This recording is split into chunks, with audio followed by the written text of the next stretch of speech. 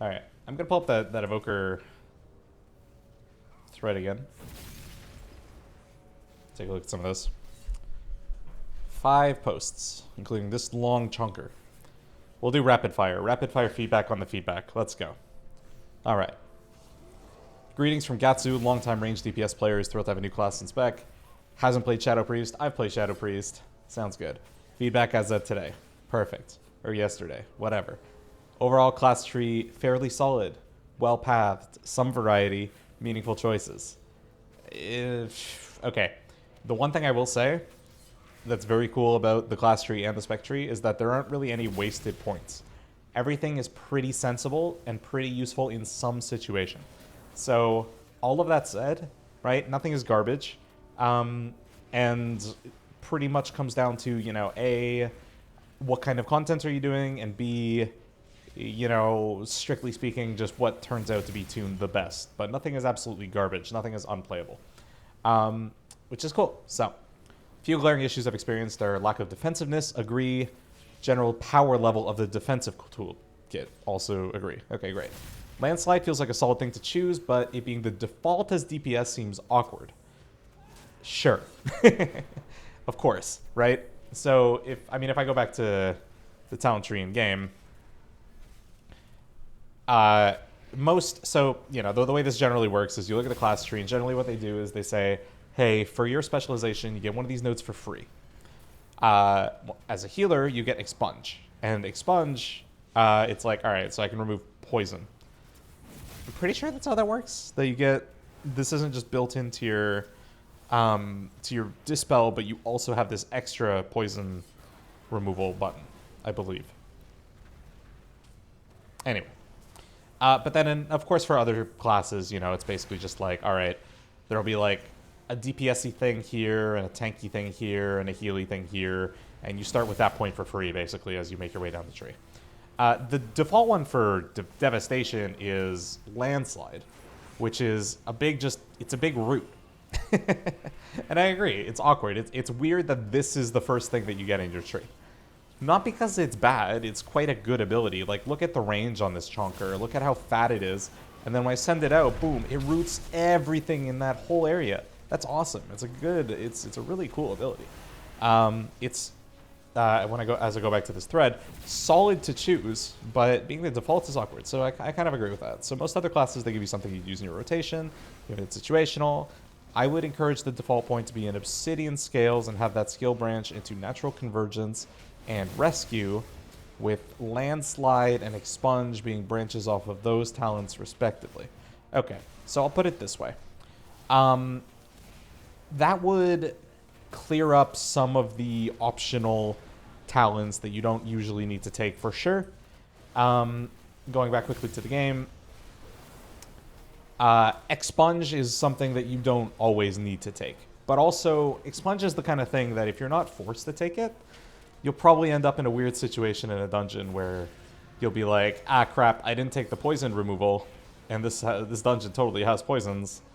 Whoops, right? So by making you effectively have to take this, if you, and here's the thing, like, Rescue is so good. Scarlet Adaptation is really nice. Like, never mind that you're always going to take this in Kindled node. It's just a matter of if you take it from here, right? You go Obsidian Scales, Permeating Chill, and Kindled, right? But I basically always build a tree by, like, with this.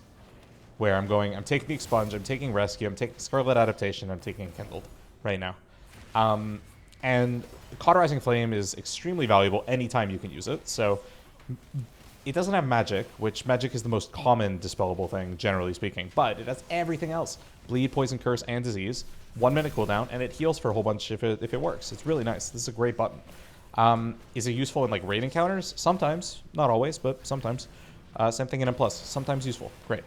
So for most M+, this is a valuable node. Tailwind is usually considered a bit of an optional node, but I like my movement speed, so I'm happy to have this here, right?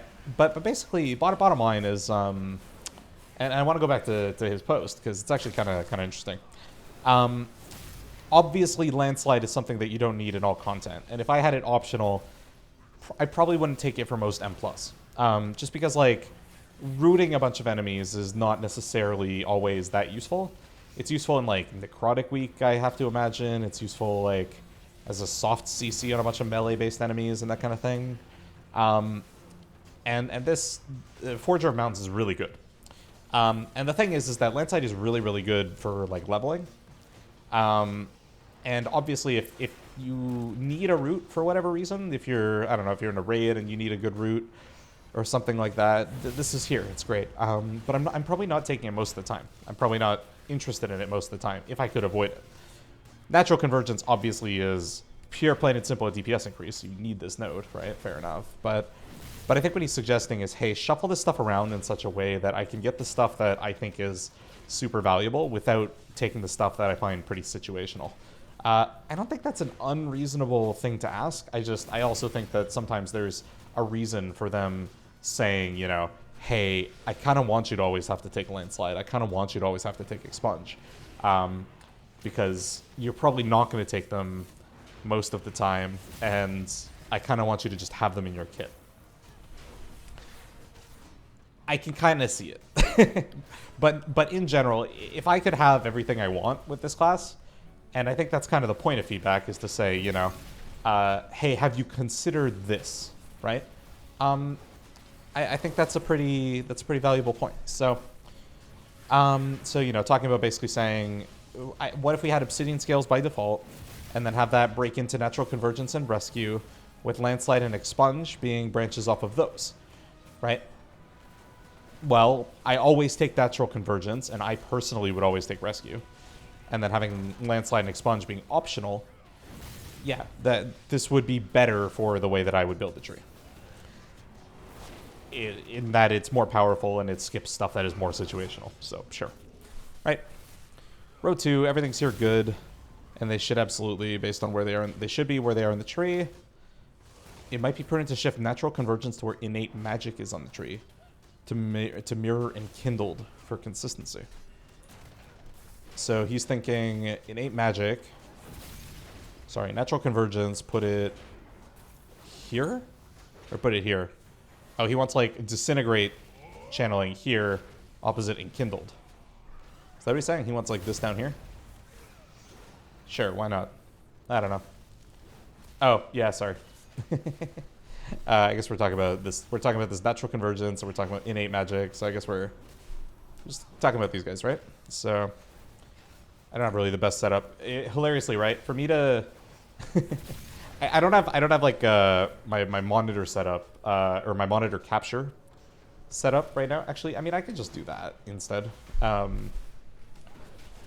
me just do that so that it's easier to go back and forth here. I'll just go display capture on this one, and I'll put that one here, and I'll hide window capture. And let me just resize this guy to about where the other one was.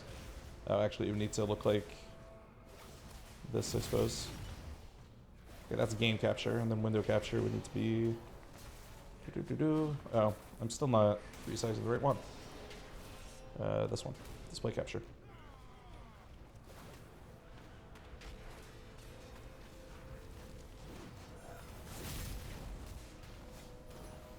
Yeah, that's probably fine. Okay.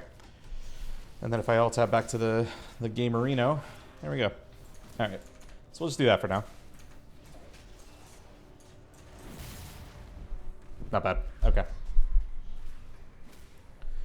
Shift Natural Convergence to where innate magic is. Natural Convergence, innate magic. Sure. He's thinking Natural Convergence, opposite Enkindled, symmetry. Fine. I think they're going for 1 point, 2 point symmetry, but, you know, whatever. And also, here's the thing. For what it's worth, and maybe he gets into this, this node, Natural Convergence, 100% mandatory for Devastation.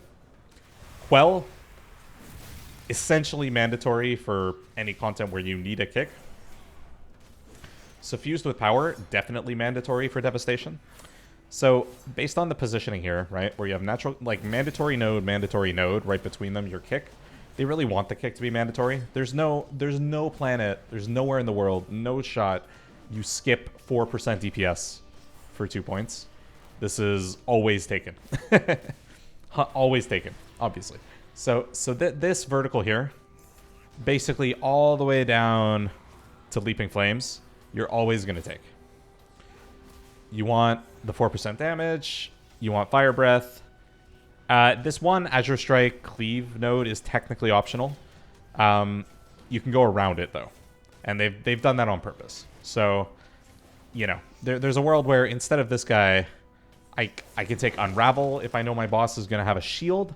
And then I can go like, well, I mean, I wouldn't take Deep Breath Stun necessarily on like a raid fight, but I can go around it like this, right?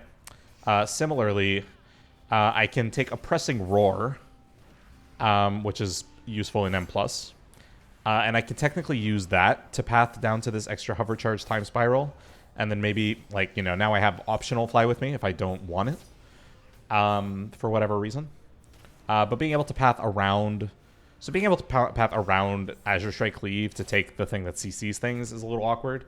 You figure generally you probably want more CC. Kind of thing in those situations, but anyway. Probably gonna finish this post and then see what's up. Okay.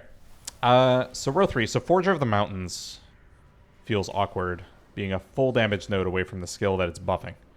The above-mentioned shifting of talents would allow for this talent to be a simple branch out from the skill. Obsidian Bulwark being row 1, or being 1 row removed from its baseline ability feels strange. So basically saying again, you know, if I were to have my stuff, I would say put this off of Landslide, put this off of Obsidian Scales.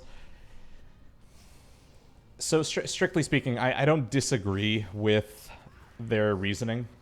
They're thinking, you know, it's weird that this thing isn't just directly linked to this. It's weird that this thing isn't just directly linked to this. The reason they haven't done that is because they really want you to have... They want you to have the basic tools easy to get. And then basically take the option on the thing that makes it better. But still, like, require you to navigate through some very basic stuff first before offering that option, right? So, yeah, I could see a world where they try and shuffle this around and basically, like, maybe you put Obsidian Bulwark here just as an option off of Obsidian Scales. You know, you put Forger of Mountains here just off of Obsidian of Landslide. Sure. I mean, that's probably fine.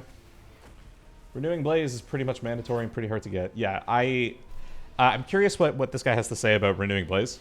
In fact, I'll probably go to it. I'm very curious myself. But yeah, so bottom line, right? When we say that Devastation is lacking in defensives, it's really lacking in defensives.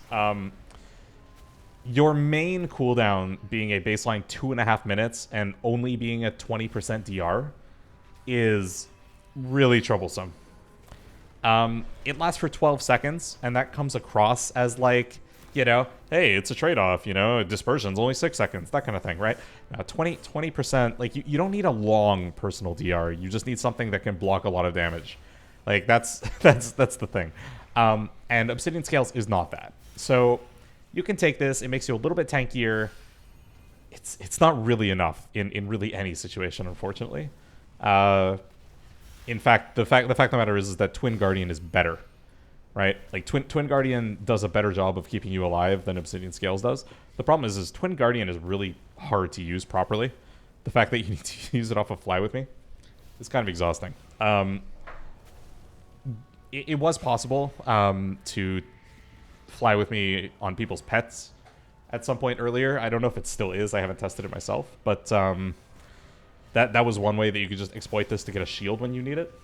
But I don't want to be using Fly With Me to shield incoming damage, and that being the main reason that I'm using it, right? Like, if you want to take like the Blizzard argument, it's, hey, I want to have Fly With Me available when I need it to do cool stuff. And I've done cool stuff with Fly With Me. I've been like, hey, that guy's over there, and I know he has to go over there for this mechanic. I have to go over there too.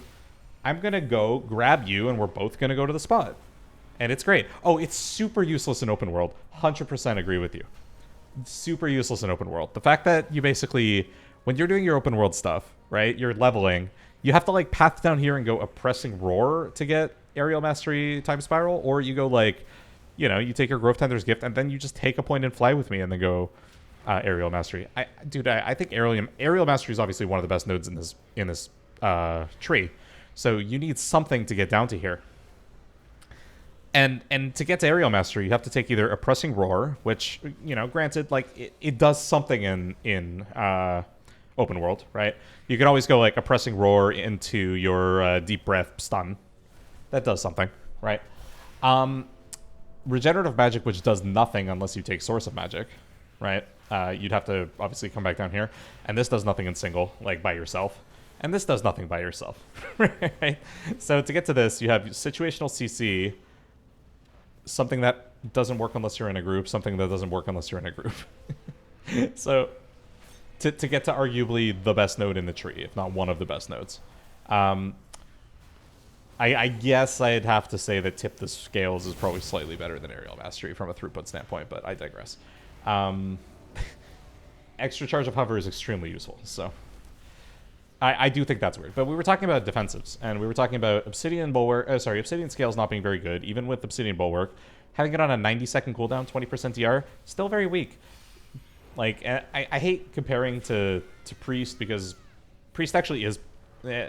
Healing Priest is in a similar boat. Has a couple of similar ideas here. Maybe we can just compare it to Healing Priest. Why not, right? You have Desperate Prayer, which does something very similar to this. It's just, it says, hey, you have 25% more health instead of a 20% DR. Similar levels of power. 90-second cooldown baseline. Lasts for a bit less time, whatever. But it also heals you up at the end of the effect, which is really nice, right? So it's already got a bit of a leg up on that one. And then they have their Fade DR, which is like, it's a 10-second DR.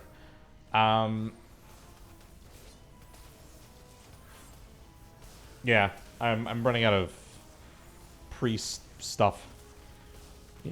Disc has Pain Sup that they're generally trying to save for like a tank. Holy has Guardian Spirit that they're generally trying to save for a tank. Like, not really much in the way of personals, right? And that class has been notoriously talked about as something that needs more, or that is suffering in the personal survivability department anyway. Shadow's pretty good, but Holy and Disc, it's come up a lot, right? So when we talk about, like, Renewing Blaze, right? Renewing Blaze basically says, hey, every 90 seconds, as you start taking damage, you'll start to heal it up. And on the surface, that seems really strong, right? You figure, oh, as long as I live the 8 seconds, I'll just get healed back up, and that's great. The thing is that this thing doesn't heal you back fast enough to necessarily work the same way that an immunity does. In fact, it's nowhere close to an immunity in strength. It will never let you survive a single hit that would have otherwise killed you.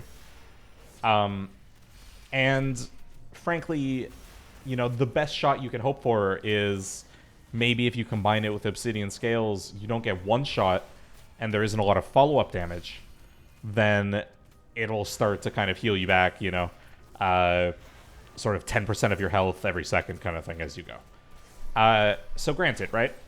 This sort of effect, very, very strong in PvP.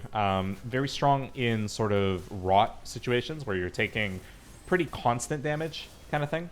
Because that also means you're taking constant healing. And I've used this to good effect in dungeons right now. In fact, you'll note that like the build I'm using right now in dungeons, I'm not running Obsidian Scales. I am running Renewing Blaze. Part of that is, these are both sort of proactive abilities in a lot of ways. But this one is more reactive than Obsidian Scales, I would argue. Because in a way, right, after I've taken... maybe I'm maybe off base, but whatever. This thing's on a shorter cooldown than this one, and the bottom line is like, after I've taken a hit, if I'm trying to live, because I don't know what mechanics are coming from a lot of these dungeons, I'm more likely basically to pop this thing, throw a couple heals on me, and then I'm probably at low health. I'm trying to heal back some of the damage that I'm taking as I go. And certainly, if you pop this thing before damage comes out, it's much stronger than Obsidian Scales as long as you stay alive, right? So, on the whole, they're both not great, but Renewing Blaze certainly has better potential, and especially in PvE where people aren't, like, targeting you specifically, right? Like, generally speaking, bosses aren't like, fuck that guy, I'm gonna, like, make sure he dies, right? Your responsibility is basically just to make sure that you don't die immediately. And if a healer can throw you 1 or 2 heals, even if, you know, if you live at, like, 20%, you'll start healing it back, that's great. And so this thing is just, it's a lot of passive healing, it's very nice, it's shiny, it's comfy. It's just that it's not necessarily the kind of thing that's going to save you from, like, a big fat hit. This thing is also not going to save you from a big fat hit. So, you know. And then we talk, like, you know, okay, oh crap, the enemy is going to do their big raid-wide damage or everyone has to pop a personal. I'm going to go, like, Obsidian Scales, Twin Guardian, Renewing Blaze to get the same effectiveness as a priest who pops Dispersion. Like, eh. And, you know, it's like 3 separate buttons. Anyway, that's kind of the... That's one of the issues I have, so I'll probably go back to the post now and continue on from there. But, yeah, and then, sorry, you also mentioned just that it's hard to get to. Yeah, you have to go through all this healer, like, you know, I mean, sorry, not all this healer stuff, but granted, okay. Extended Flight, I think, is pretty mandatory. But Grove Tender's Gift, you could technically avoid, strictly speaking, for, like, a raiding build. You might not decide that you need this. You might go, I'm happy with Extended Flight. I'll do Tip the Scales, Tempered Scales, Source of Magic, Regenerative Magic. Like, you might even skip Regenerative Magic. I kind of like it, but this is maybe even worse than Renewing Blaze in terms of actually keeping you alive. You might do something like this where you skip Grove Tender's Gift, but you can't skip Grove Tender's Gift if you want this. So, you know, you're basically going to path down here.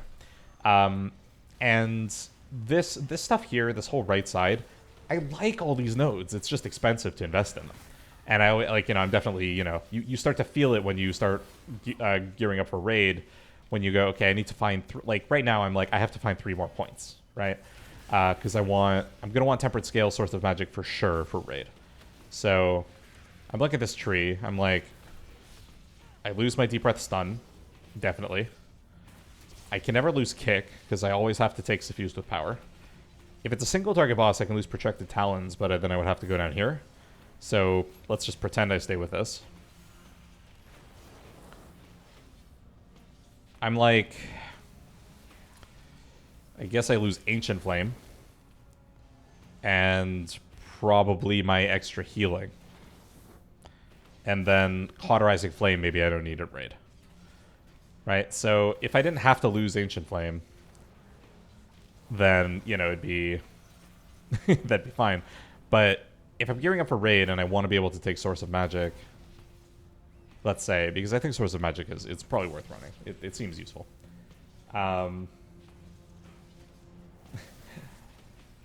You know, you start to have to make some hard choices for raid, because I think, so if I were to, I'll unclick Tempered Scales. So what we have right here, aside from this stuff on the right, like, pretty much everything on the left I would consider mandatory for what I want to run in raid. I'm trying to think if there's anything that's optional. Strictly speaking, these 2 points here, technically throughput, but questionable, like, sim value. It might turn out these aren't actually that valuable. You might be willing to drop these 2 points for utility. And if so, if it turns out that 10% essence regeneration isn't that valuable, then you could do something like this, right? You basically go Tempered Scale, Source of Magic. Then you get to keep Ancient Flame. You go Grove Tender's Renewing. Now, how good is this? Well, I like Ancient Flame, but I don't think it's a mandatory node necessarily. It's just that you end up healing yourself a lot with Living Flame. It procs off of that Leaping Flames thing that we were talking about. So you actually just get shorter cast Living Flames all the time with this. And that's technically a DPS increase. But also, if you have to spam heal yourself for whatever reason, like, this makes it way easier to do that. I'll technically, I'll hit apply changes. I think I remember where I got these points from. think it was Terror of the Skies and Terror of the Skies and this thing, innate magic. So just look at this, right? Like normal cast time Living Flame. Okay, yeah, you know, I get it. It's all right, you know. Healing yourself, Living Flame. Oh, now we're cooking, right? This is great. In fact, the cast is slightly faster than the GCD, so you actually have to wait like a split second before it comes up. You can heal yourself so quick with this one. So, if the trade-off really is like, hey, I need more defensive stuff, anytime you don't get one shot, this is actually a pretty good option for keeping yourself alive.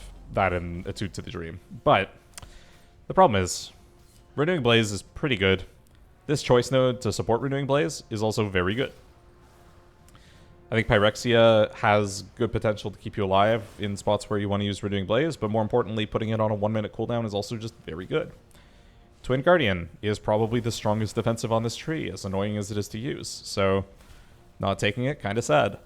And then you have Zephyr, which is just straight up a 2 minute cooldown that's really good. So, you know, taking like better self-healing and like some healing utility and stuff on the side here blocks you off from taking this like cool shit at the bottom of the tree, so more often than not, you're probably going to do something like this.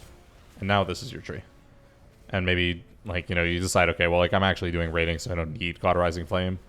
So, you know, now you've got, like, 1 more point to put into Regenerative Magic, or Movement Speed, or Unravel, or Healing more, or Essence Regen.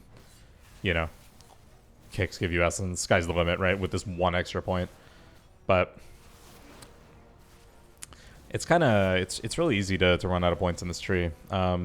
If you want sort of all the stuff. And even without getting all the stuff, you still don't necessarily get to a good spot in survivability. You're still kind of struggling. So let me just put my dungeon build back and go back to the post. Kind of curious to do that.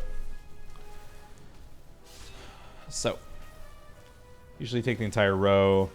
Doesn't feel odd to have to path through innate magic to get altar time for Deep Breath. Okay, he's talking about recall. He takes this whole row, he's saying. Yeah, it depends what you're doing content-wise, but recall... I don't really care about recall for dungeons, I found. I don't really need it. But for like open world stuff, it's actually not that bad. And then same thing with this, like... the Wing Buffet and Wing Buffet and Tail Swipe are just strong, so having that taking that choice node is not bad if you are using those spells. Yeah, so I don't like I clearly haven't taken them right now, right? Recall I was only using while questing, because I did find, you know, sometimes when I was questing I actually did want to go, hey, I'm gonna like go pull those mobs by flying over there to Deep Breath and then just hit recall and then start firing on them. And I think for open world, again, because you don't need a lot of this like group utility stuff, you can kind of get away with it, but no, it's not like, it's not good. It's just kind of cheeky leveling stuff for me. I wouldn't really run this in anything else. And then same thing here, like I never really felt like I needed to use these buttons more frequently than once every 90 seconds or so. Like, it's pretty okay. So, pretty fine. Tip should be baseline. It's dead center. You're meant to take it. Yeah, absolutely. I definitely, like, this is, you'd be stupid not to take this talent. It's basically, hey, spend a point to get this. What that does is it says, you know, I mean, the weird thing about this is it's you know, basically everyone's going to take this point, and then it leads into just 3 very strange, like, 2-point choices, because they're all just good, right? I mean, hover lasting longer, I actually find is so mandatory to the spec. Yeah, like, this isn't really an issue, I'll be honest with you. And then, like, the stuff to the side of it to path through as well. Like, again, you have the two things on the sides that are just pure optionals. This one's pure mandatory for DPS, so you're always going to path down to here. The fact that you have to take your kick in raid is a little questionable, but yeah, there's no world where I don't take hover in absolutely every situation. The one, this is the one optional hover node. Because you don't strictly... You can technically get away without 70% movement speed. The fact that hover hover lasts for 10 seconds unless you cast while moving. There are seldom moments in fights where you need to be moving faster than 40% movement speed for 10 straight seconds where you don't have an external movement speed buff from someone else. I have it selected, so I like it. But, you know, you clearly don't really need it, right? So, going back to this guy. So, pretty much, it's forced. It really is. So, totally up to them. Draconic Legacy, 2/4 stam for 1/2. Yeah, I mean, it's boring, but it's boring survivability, right? So, kind of agree with that. Temperate Scale, same problem. Yeah, it doesn't lack any reason to grab it because it leads into Source of Magic. You have to take this to get to Source of Magic. It's a tax, right? I don't know if, like... You'll probably path down to this for raid because everything else is just kind of situational survivability and utility. Meanwhile, giving your healer 10 to 20% more mana over the course of a fight is just good. Like, that's just valuable. Will generally keep people alive a lot better than, like... frankly, than taking the point in Renewing Blaze. Like, saying, hey, healer, have 10% more mana is actually probably more likely to save us a pull than me having Renewing Blaze. But, anyway. So this is basically saying, hey, Source of Magic is actually three points. But you know what? You can have a little more survivability just as a result. Fine, right? But, just to be clear, like, that's why this is there. And same thing with, like, the stamina. Now, a lot of classes have gotten rid of some of these just like, hey, this is just here to gate off the rest of the tree. Usually that's done sort of at the bottom of like the class trees where they have a bunch of like 2-point stuff to gate off the really good stuff. I mean, I don't know if he'll get into it later. That's kind of a separate thing. I do find the capstones in Devastation are a little less oomphy than I would like. Like, none of these really get me very excited, you know? I mean... Like, they're decently strong. At least, you know, like... Cascading Power is like, pretty good. Iridescence looks like it does some decent damage. EBF is obviously very good. It's just, you know, like... It's not, like, really cool. You know what I mean? It's just like, alright, my dot lasts longer. Alright, sometimes when I proc, it all, like, it extra procs. Or a little more passive damage for stuff I was doing anyway. Right? I don't know. Want, like, something really cool, you know? It's not really that, but anyway, I don't know if we'll get to that. It's just kind of pipe dream stuff. Blast Furnace is fine, boring, but fine. Throughput is good. Blast Furnace, yep, agree. Exuberance is awkward. So, yeah, this is the key thing.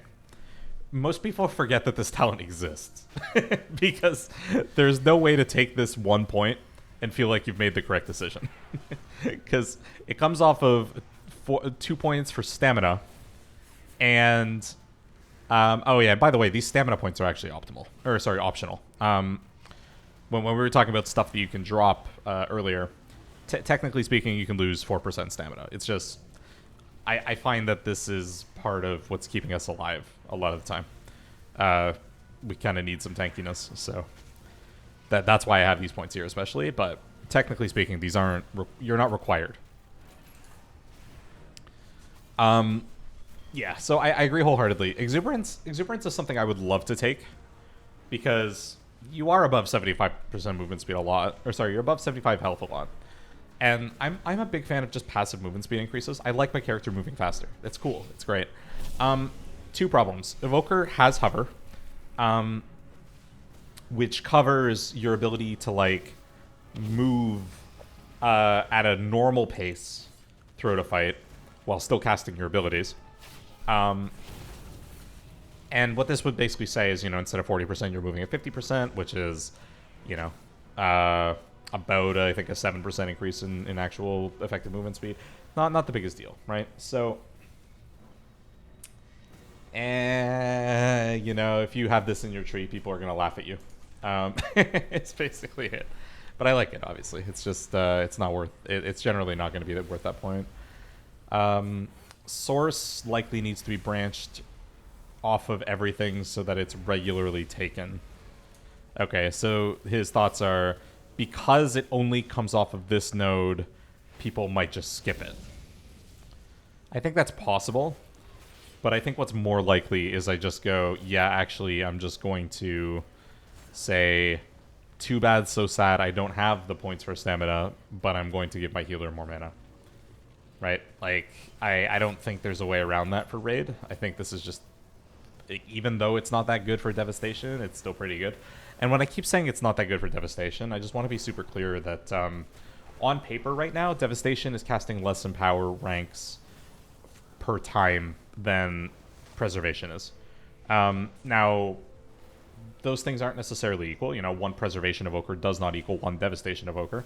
But strictly speaking, I mean, we hold them up together. It's important to understand and recognize that Source of Magic has different value for Devastation in a raid than it does for Preservation in a raid. Devastation in a raid, if we look at our two Empower abilities, Fire Breath is getting cast at rank 4 basically every time we cast it in a raid, once every 30 seconds. That can be reduced with Feed the Flames, but assuming that we're running sort of the current, like, conceived meta, Ever-Burning Flame, once every 30 seconds we're pushing this at rank 4. In a single target fight, we are playing rank 1 Eternity Surge once every 30 seconds. So we're doing one rank 4 and one rank 1 every 30. For 5 ranks every 30 seconds. So this reads, when you cast an empowered spell, you restore 0.25% max mana per empower level. Which means you're restoring a grand total of 1.25% maximum mana every 30 seconds. Or 2.5% maximum mana every minute, or 10% mana every 4 minutes. Standard 5-minute fight, 12.5% mana. Now, that's not terrible, but Preservation actually is using their Empower buttons more often. They have one button that, and I forget what the other one is, but at least one of their buttons basically says, if you empower this thing, the longer you empower it, the more frequently you can cast this button. It reduces the cooldown. And so, inherently, if you're incentivized to use that frequently at max rank, you're going to be pushing, you're going to get a lot more value out of Source of Magic. Even ignoring the other ability that I'm completely blanking on how it works and how often you're going to be pushing it. Just the one, you're basically getting more value for Source of Magic. At least theoretical value, right? Now, granted, that playstyle just looks like standing there and empowering heals all the time, which sounds frustrating, but I digress. This is something that I'm always going to want to take as Devastation. As Preservation, you're definitely always going to want to take it. And I think in Raid, you're more likely to just drop other stuff to be able to take it. So this is why, to me, they had 3 options here. They said, hey, stamina, magic damage taken, and hover. Well, this is clearly the least desirable of the 3, but they made it lead into the most desirable rating option. So, fair play. So, if they find that people somehow, for some reason, aren't taking this, then I could see them making that change. And then just make these 2 things purely optional, but... if your healers aren't ooming, they could be healing harder. Or they could be DPSing more. Right?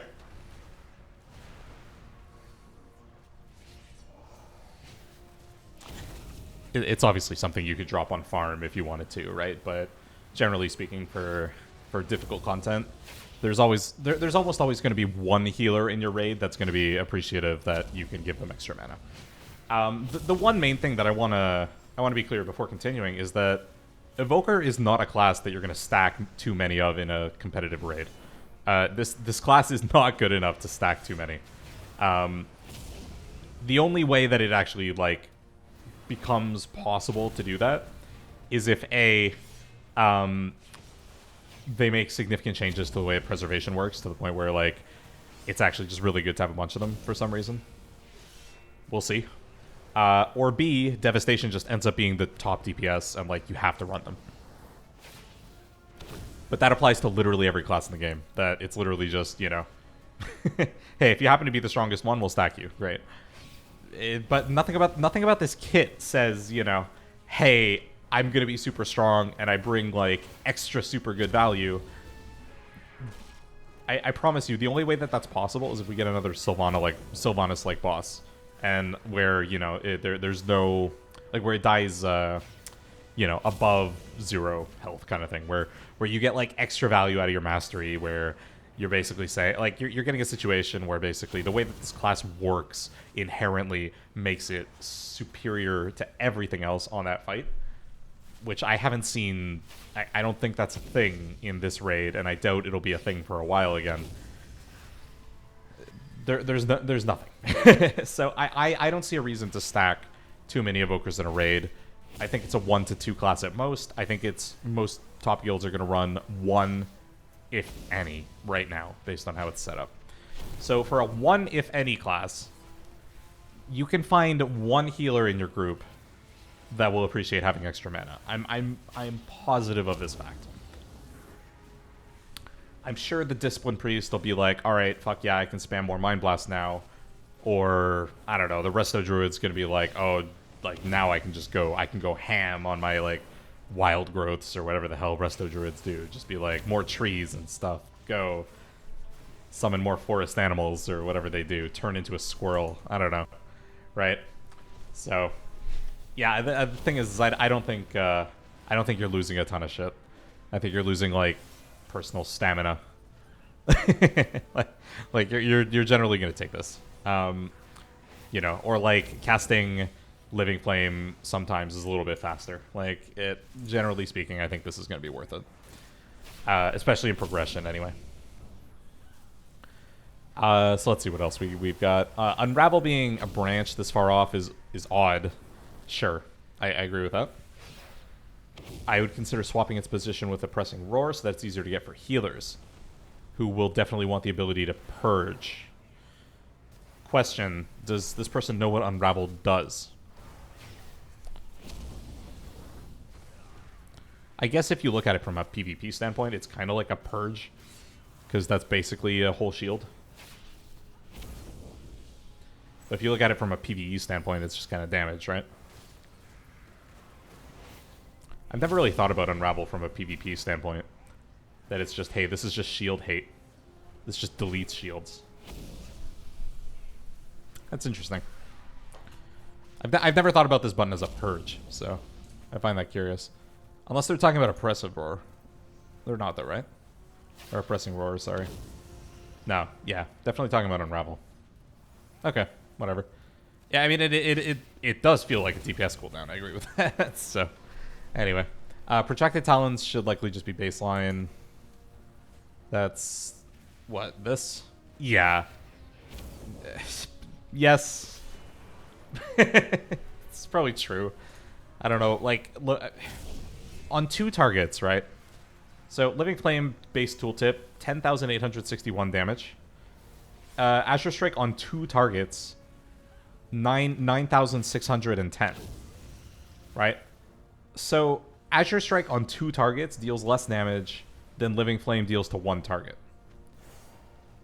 Therefore, pushing your single target filler on 2 targets is more DPS than pushing your 2 target cleave.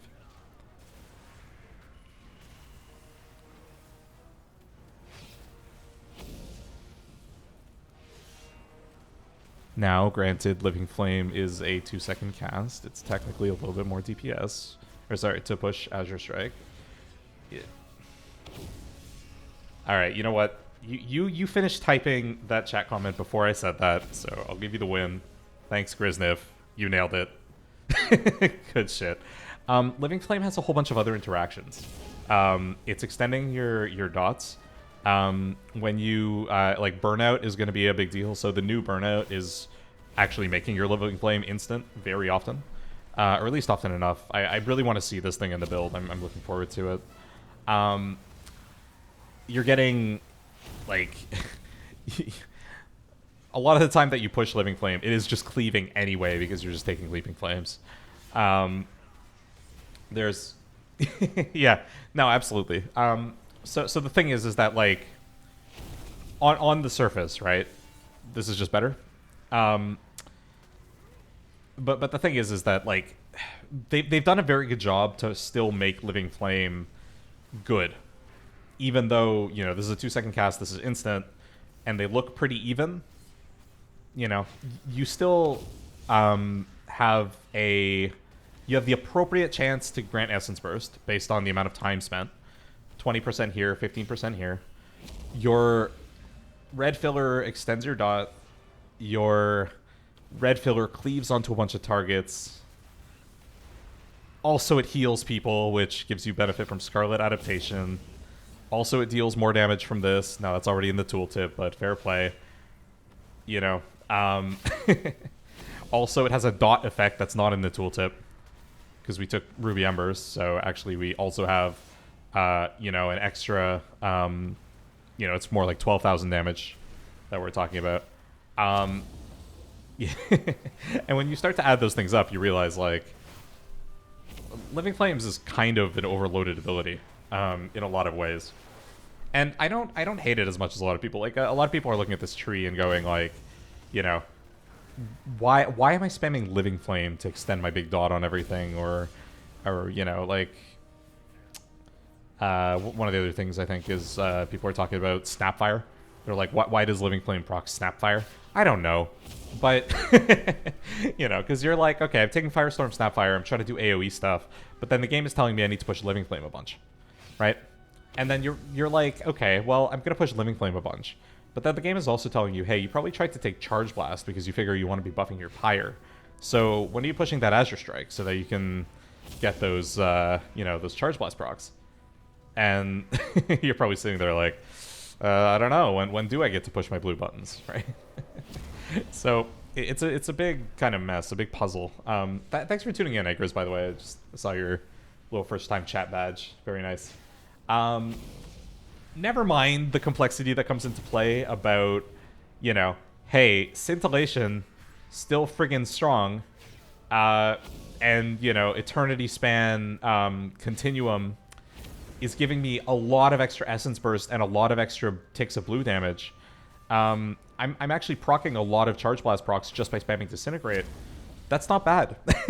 It turns out, on pretty modest group count, we're talking like 3, 4, 5 targets, you can actually still get away with pushing Disintegrate as like your main button in some sim situations, assuming you have enough crit.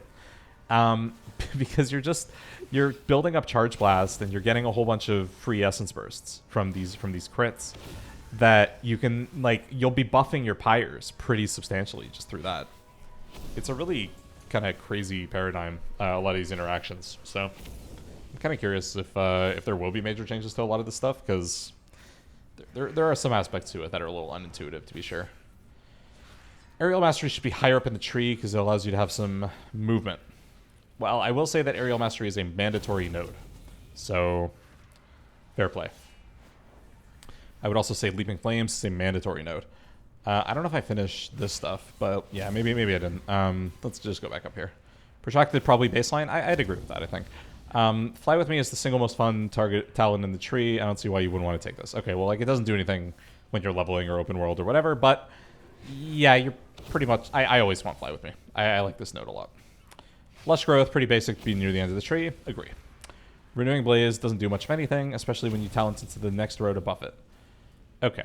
I don't agree, but we just talked about that like 10 minutes ago, so I'm not going to go back into it necessarily, but cool. Leaping Flames is a full row away from Fire Breath talent. Sure. Feels pretty awkward to not be right after Blast Furnace. You want it here. I guess.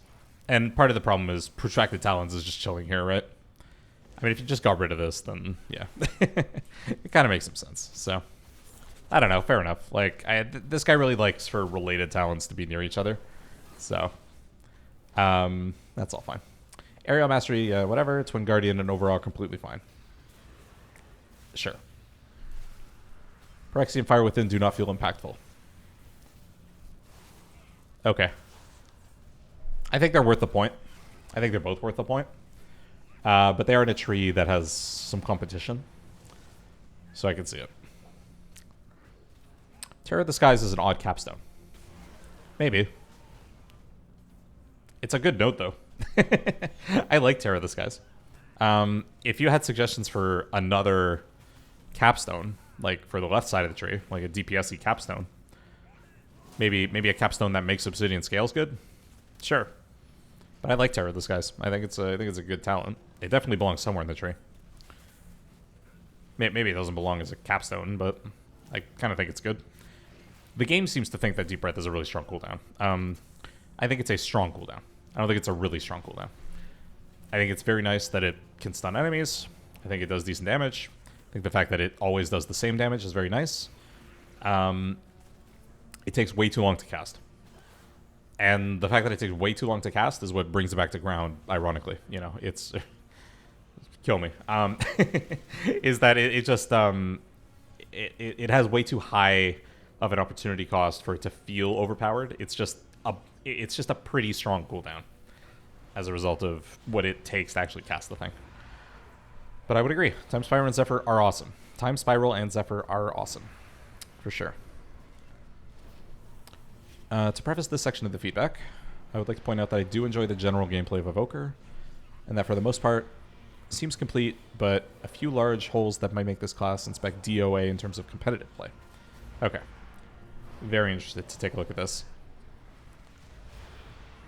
Yeah, it's a huge animation. It's no question. Okay. Pyre is, by and large, a pathetic spell. All right. For those of you just, you know, who might not realize what's happening with this one. This is Pyre.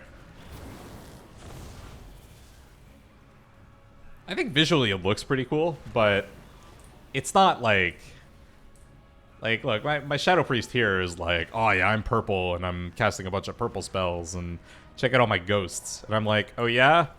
Watch me throw a red ball.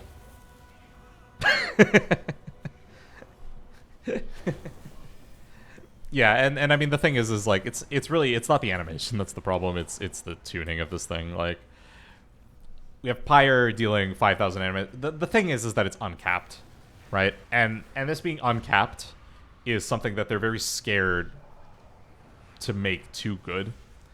Because the second you go, you know, oh, I've got my Disintegrate, which is my single target thing that does 22,000 damage, but I've got this uncapped thing that deals, you know, 15,000 damage, and I have 20 enemies in front of me. Now I'm doing 200k damage. That's crazy, right? So, so they've kind of designed themselves into a hole by making this thing uncapped as your main spender, and I don't hate that because like, I mean I'm coming from Shadow Priest right now. Like I mean current live you're doing entirely uncapped damage. It's the most annoying possible uncapped rotation with Mind Seer and Searing Nightmare. The new beta stuff feels a little different. It's kind of nice. It's changing things up, but now the new problem is like, okay, now I'm actually struggling though with this new kit to scale properly when I pull like 10, 15, 20 things. Am I necessarily dealing enough damage for the stuff that we're pulling? Because there isn't necessarily... Like, there is going to be some stuff that hits everything. Like, you know, in the Shadow Priest tree, you have your new Mind Seer that's a spender. And then you have, you know, a couple of things. The new Idol of N'Zoth thing, once they fix the bugs on that, is going to be pretty strong. But aside from that, you don't really have a lot that's uncapped. And you don't really have anything that's square root capped either. All of your dots have a max number of targets, and dots are inherently capped by the amount that you can actually cast.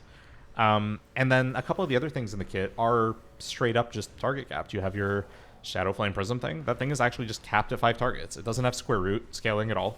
They just left it at 5 targets. So some of this stuff is not hitting everything. In fact, a lot of things are not hitting everything in a pull like that. Pyre as your main spender, and it's an instant cast, and you just shoot it, right? And it's pretty easy to just throw it out. It's kind of nice.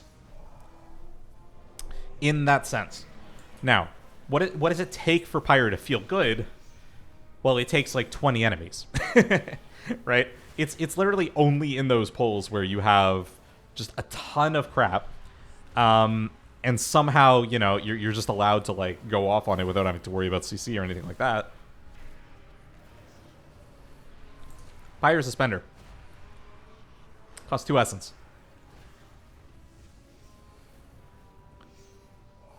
What do you mean it's not a spender? I can't cast it anymore. Okay. No, it's getting late, so I'm missing the sarcasm. It doesn't feel like a spender just because this is and that's a fair point.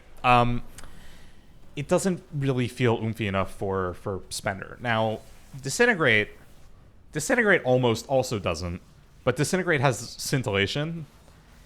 And honestly, I think scintillation might carry this entire tree in a lot of respects. This single interaction is probably one of the most satisfying things in this entire tree. The fact that as I channel this, you know, sometimes... Okay, I just bugged out the animation on that one? That was cool. I actually didn't know that it could just... Alright, well, you know what? We're nailing it. Can I get an Eternity Surge proc, though? I wanna show the really satisfying animation. Can you give me something here?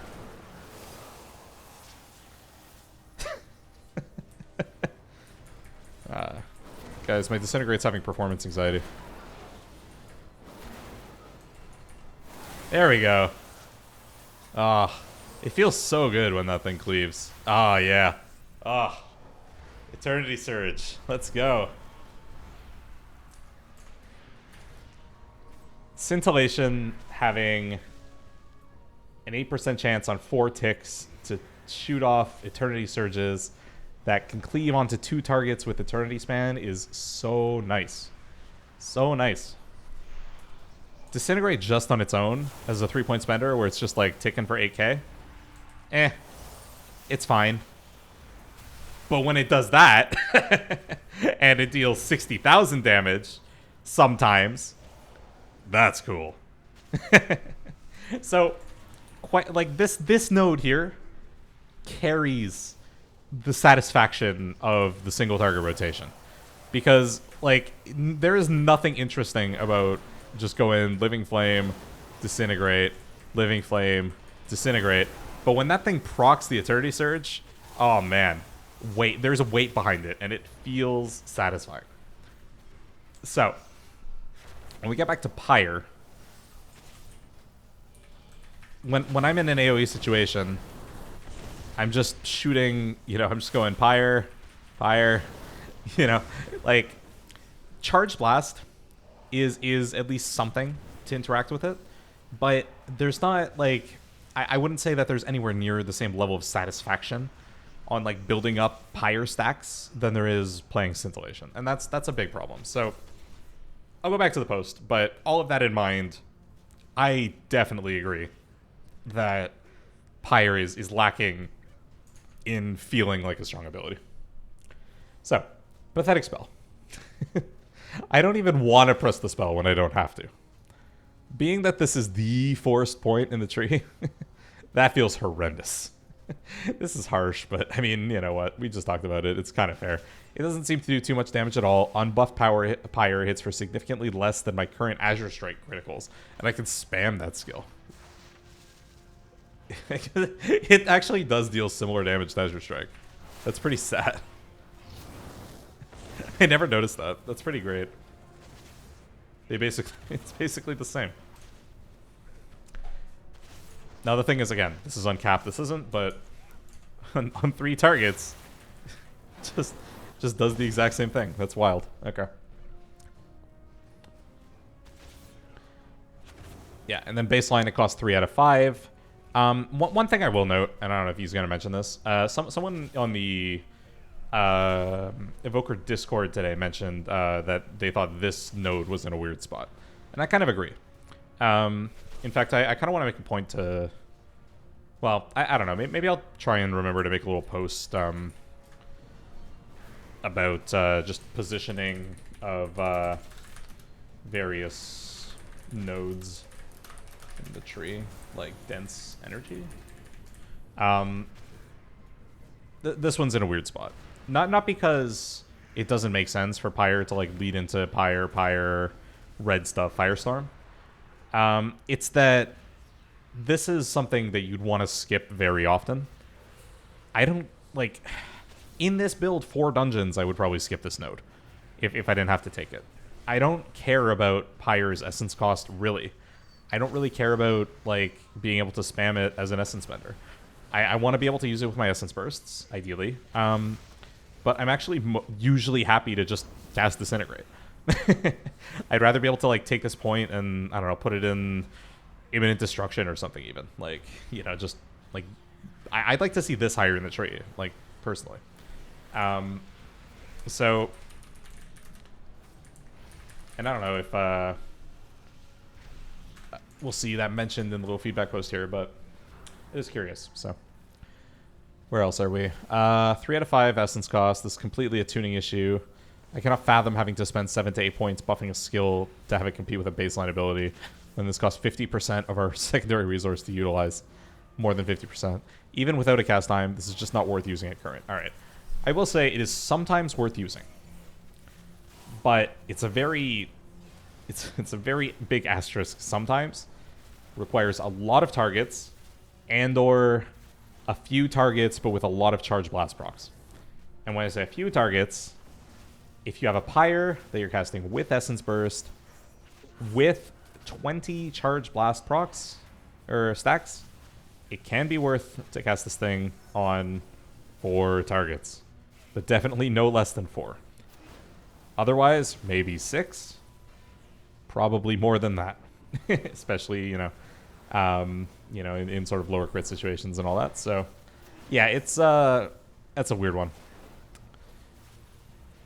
It's obviously there because it's the thing that they want to give to Devastation as a baseline spell, but not give to Preservation. And they didn't want to just like put it in the spellbook. They wanted to say, here, put your first talent point in and it's Pyre. It's kind of weird to take that approach with Evoker since you kind of just get your talent tree at level 60 and you just put in a bunch of points. And they give you Pyre during the like little tutorial thing anyway. Right? So it doesn't really need to be in the talent tree the same way that it makes sense to be for other classes. Other classes have this element of the talent tree where you're putting points in to effectively learn the skill for the first time and start playing with it at that level. But that's not a thing for Evoker. Evoker starts as a hero class at level 58. You go through a little tutorial mission. It just gives you Pyre and says go use it. And then when you hit level 60, you get your talent tree. You can just start putting points in everything. You have like a friggin' like some 50 points to put in, right? 51 points. So I don't know. I don't even think that that necessarily needs to be a thing. They could just put the thing in the spellbook and call it a day. But anyway, that's whatever. Yeah. So I kind of agree with this. You know, like there's no world where you can ever skip these. So this person also takes the opinion of like if stuff is unskippable, then like maybe simplify it, maybe give it like a little more of a linear path, and that it's kind of optional stuff. Like you can obviously tell looking at this tree, you know, okay, very clearly I must take this, I must take this, I must take this. It's pretty clear, right? So it doesn't really matter to me if their goal is saying, hey, yeah, actually I want you to definitely spend 3 points on those mandatory things though. Versus, hey, if they, like, you know, try to streamline it a little bit or whatever. I could see that, but... Dense Energy is boring, but it's basic. They should likely add something to Pyre in addition. Okay. So if they made... Yeah, I think it's a boring node. I also don't want to take it. The only reason I have to take it is because it cuts off the left. Imposing Presence, Inner Radiance are well-suited, but shouldn't be what locks you out of your only DPS cooldown a single row afterwards. Okay. I don't... necessarily I mean like okay if they gave me a different thing here and it was better, fine, and that's going to be the theme for a lot of stuff. Hey, yeah, if you put a better node there, I'd be happy, right? But clearly, you know, the intention is, hey, take something to get you to Dragon Rage. We want you to have one of these things. And the implication is, hey, if you're doing dungeon content, definitely take the kick cooldown. Because what they wanted to do here is they wanted to give the DPS spec the short cooldown without giving the healer spec the short cooldown. So the way that they did this is they said, healer spec, you have to go over here and get this. And it's going to be on a 40-second cooldown. But you're not going to have any way to be able to reduce that. Are you cool with that? And then they have to path to it. For DPS, they're saying, hey, you know what? You path down and get that anyway. You're always taking Disintegrate Channeling faster. You're always taking Suffuse with power. So you basically have Quell baseline. There's no way to make a tree here where you don't take Quell. There's no way to make a good tree where you don't take Quell. So, as a result of that, the intention is preservation. Hey, you have to do some weird stuff to get your kick, but you can get your kick, but it's 40 seconds, and that's all it can ever be. Devastation, you can get your kick. You're always going to have your kick. It's baseline, effectively. And we're going to make it so that you don't have to make a significant throughput sacrifice to get that thing down to a 20-second kick. And that's why this is here. This is here to say this is not a trade-off for throughput.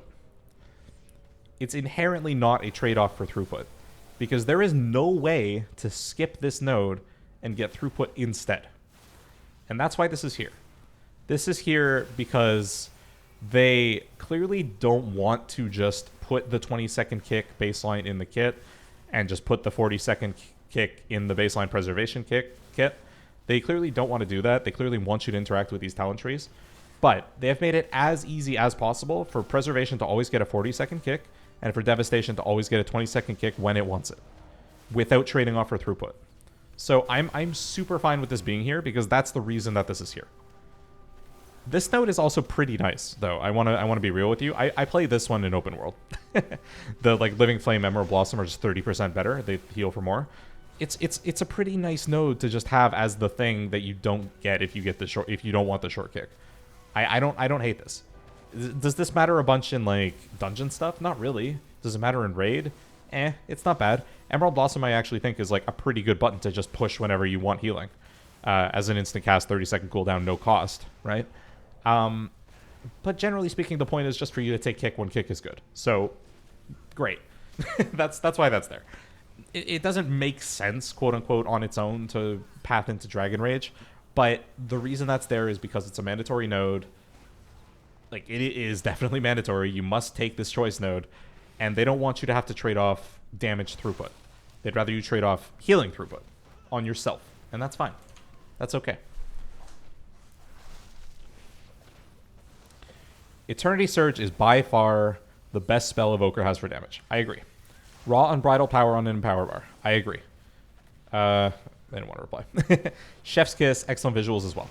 I will say, man, if this button did more damage at higher ranks and not just hit more targets, oh, that would be, oh my god. the payoff, though, the payoff for charging that thing. But the thing is it kind of does already. It's just you don't get that payoff often. When I take Eternity Span, and I'm charging an Eternity Surge in a dungeon, I'm very often just on rank 2 or rank 3 at most. You know, I'm hitting 4 or 6 targets, maybe 5 total, right? To get like a big 8-target Eternity Surge off with this thing is so rare. And enemies usually even die before I get it off, especially in these dungeons. M+ is going to be so satisfying, but right now it's like whatever. And I can live with it. But man, if that could be cool. Boost the crit chance. I mean you've seen this node, right? I love anyway, I like that Eternity Surge can scale with targets. Because I like that it's a thing that does good medium AoE. I like that this is something that I can rely on to deal good medium target AoE damage. That's important to me, right? Because right now it's pyre, right? If I don't get to push Eternity Surge, I'm relying on my Fire Breath and its Dot and Pyre. So it's good that this thing can hit multiple targets and many targets. So I'm technically fine with that. If I had to decide, more targets, or it's just a friggin' nuclear bomb single target button, I think actually the multiple targets might be better in most like dungeon situations at the very least.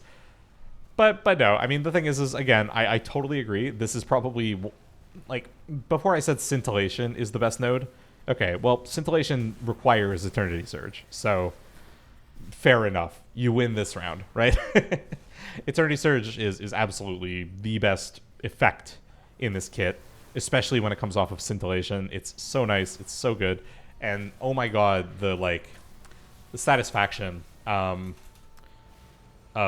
fuck it. I was gonna go over there and do it on the 4 targets, but just going here and going ripping one of these and just hitting everything. That's so nice.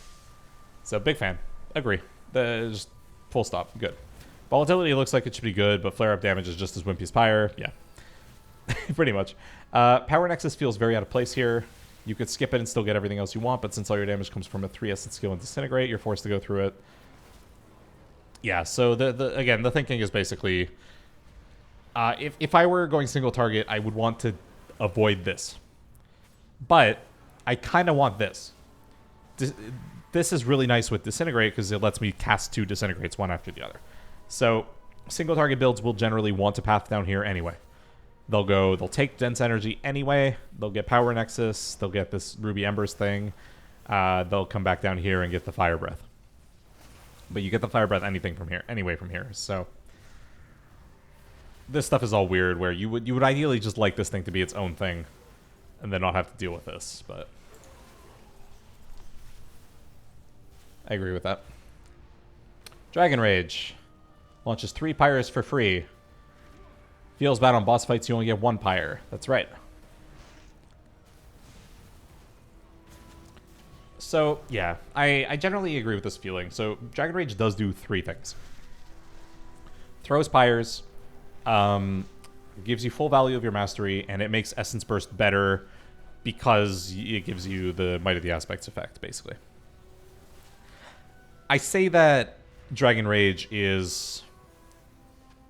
Or I say that Might of the Aspects is part of Dragon Rage. It's technically not, obviously. This applies to all Essence Bursts. But the automatic Essence Bursts makes this basically a part of Dragon Rage. If, that's how I think about it anyway. Obviously, if you are proccing Essence Bursts, through RNG outside of Dragon Rage often, this is, less value attributable to Dragon Rage and more attributable to itself. But the way I look at it, hey, Dragon Rage is doing 3 things. It's giving me Pyres, it's giving me more of this, and it's giving me more of this. Let me read the chat comment now. You charge it in the release.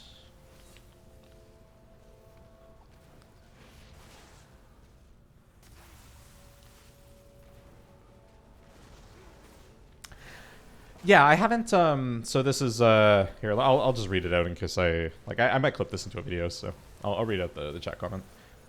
What I like is that you can charge Eternity Surge, and then as you release, shoot Shattering Stars out at the same time that you press it at the right time. Then, get 2 Disintegrates with a 20% boost. The procs in there are the most satisfying rotation. Yeah, so that is... I haven't played a lot with Shattering Star, and the second that I will at some point just play around on the dummy with it and get a little bit of a feel for it. But absolutely... Right, if there are good sort of timing opportunities that you can play around Shattering Star, that is the point of that spell feeling good. Anything that you can get to land in that window through timing, and especially in the way that you've described, that sounds exquisite, right? And never mind that Iridescence exists, right? So there's kind of a good synergy there, ostensibly as well, if this is something that we can take. Now... looking at current damage numbers, it's hard to justify taking this, but in the same way that we were saying that's a satisfying interaction, yeah, more stuff that says, hey, after I cast that Eternity Surge and or in this Shattering Star window, let me continue to do really cool things. Absolutely agree. Anything that dude, any of these abilities that say hey, try and set up a really cool burst damage window, work really well with these really simple kits that have a lot of freedom to just change up kind of the sequencing and order and timing of them. I think that's a really cool thing. So, like, yeah, thanks for mentioning that for sure. Especially because I haven't spent a lot of time with Shattering Star. The fact that there is a timing where it's traveling, but that you can still get it off, that's really cool. I'll just let you, like, if you have a second. Do you know if the range matters? Like, if do you want to be standing at like max range to be able to pull that off, or can you be like pretty close and still get the timing? I'm curious. Dragon Rage is the only... Yeah, so I think I agree about Dragon Rage. Lay Waste is in such an awkward spot on the tree that I can absolutely see this never being taken. Yeah. That's the deep breath damage, pretty much. You're generally never going to take deep breath damage. Range doesn't matter. Nice. That's very cool. Arcane Intensity is an excellent throughput buff. Agree. Disintegrate, bread and butter of your kit. 2 points, 16% more damage. You take it. Good stuff. So, yeah, just shuffle it up. I can see it. Ruby Embers and Engulfing Blaze are at least a choice of playstyle. I like these choices a lot, and each has a pro and con. Not too disqualifying for it to be taken. That's this guy, right? Yeah. So, there is a playstyle implication for taking Engulfing Blaze. The playstyle implication is that you're going to have a much worse time. Surge does the spread out animation and Shatter goes straight. Oh, cool. Okay. That's very neat. Yeah. So this is something that you can pretty readily just sim. You can just go, hey, is this ever worth it? Is it ever worth just getting beefier Living Flames? Right? Well, it maybe can be. So first off, Living Flames dealing 40% increased damage and healing is stronger than just adding this dot, which is about 10% of the damage, right? A little more. It's like 12. You can say 12%. So 40% increased damage is stronger than 12% dot over 12. 40% over, but adding another 0.5 seconds means that, let me pull up a calculator on the, wow, am I going to do this on the video? It's going to be very awkward. We're 140% over 2.5. So 56 DPS as opposed to 100 over 2, which is 50. So it's actually a, like, it's actually, like, only slightly better. What do we say? 6 over 50 is about 12%. Okay, so it turns out, just from a pure math standpoint, they actually do very similar DPS. So you have to actually think about it in terms of the other interactions. How screwed do I get by having Living Flame take longer to cast in my rotation versus having this be a dot? Generally speaking, dots are less desirable than direct damage if it's the same damage, I would say. So, strictly speaking here, I think if you don't care that you're dealing dot damage instead of direct damage, you're generally going to take the dot because this doesn't have a downside. This has a downside. Because you're missing... as long as Living Flame isn't the strongest thing in your kit, you're incurring now an opportunity cost where you're not casting stronger stuff. You're not getting as many Essence Bursts in your Dragon Rage window. You are, you're missing Disintegrates, basically. You're not doing as much DPS as you should be. So, we can... Hey, thanks for the follow. You could definitely look at it from the standpoint of, hey, it's a choice.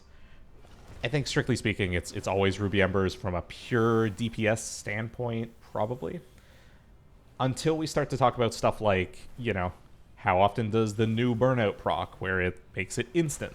Because, guess what? This, on an instant cast, is very good.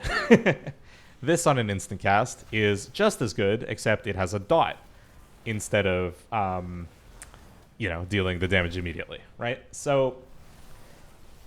generally speaking, you're pretty safe with this one, with Ruby Embers, but if you're proccing, what's it called? I mean, if you're proccing instant cast Living Flames reasonably often, and it turns out via testing in sims that you're not actually incurring that big of an opportunity cost, it might be an okay time, you know. And this is always the sort of thing where, like, PvP, for example, you know, as I hate invoking PvP as someone who doesn't play PvP, but PvP isn't always like a pure numbers game. You also have to consider the way that you're dealing damage and the way that you're applying control and the way that you're restoring mana and health and all sorts of things like that. And you know, generally speaking, this is, in that situation, you know, there is a big difference between am I applying a dot or am I applying direct damage. So that's where I could see this being a little more of a meaningful decision. PvE, though, I mean, I'm mostly, I think, always running Ruby Embers. I'll be curious to find out if that actually does have a main idea, though. The fact that I was able to talk about that for 2 minutes and I whipped out the calculator without, like, pulling up SimC stuff is probably enough to make that an interesting, like, node. But for sure, they basically said, hey, like, take extra damage on Ruby Embers. Either we'll make it a dot or we'll just add it as direct damage but make you cast for longer to compensate, so... yeah, it's a bit of a trade-off in either case. Animosity and Essence Attunement are both fine and solid, no complaints. Animosity, yep. There's maybe something I'll quickly say about Animosity. Right now, if you don't take the cooldown reduction stuff for your 2 Empower spells, they both have 30-second cooldown, which means that you're taking your 14-second base Dragon Rage and extending it by 6 seconds twice to 26 seconds. This means that your Dragon Rage, generally speaking, is 26 seconds. It will never be longer than that. You can never get 2 Empower spells in that window if you don't take either of the cooldown reduction talents. That's as long as your Dragon Rage is ever going to be. Bloodlust is 40 seconds. So that's a baseline for ostensibly how long a cooldown could be before it starts to lose a lot of value during the burst phase of a boss fight. And I count for a couple seconds on either end of that, just for, you know, like a shaman with jittery fingers, and or they forget to push the thing, or, you know, they had a global that they had to cast or something like that. 30 to 35 seconds is a pretty good sweet spot for a lot of major cooldowns. 35 for Devastation might be pretty good if it made sense. And the biggest reason this matters, and we'll get to it, I think, in that post, is Ruin, right? So Ruin, giving you full value from your mastery, is so critical later in a fight, especially. So when we're looking at Dragon Rage and saying, hey, is there any way for me to extend this to a longer duration so that I'm getting this Ruin value for longer? And it turns out there is. In the tree, you have the ability here with Feed the Flames to get this down to about a 15-second cooldown. Maybe a 20-second, but let's say 15-second. And suddenly, you know, okay, that 26-second Dragon Rage, I can get up to 32. Well, at 32 seconds, that's not quite really enough to safely get another Eternity Surge in there too. But I also have a way to bring Eternity Surge's cooldown down if I really wanted to.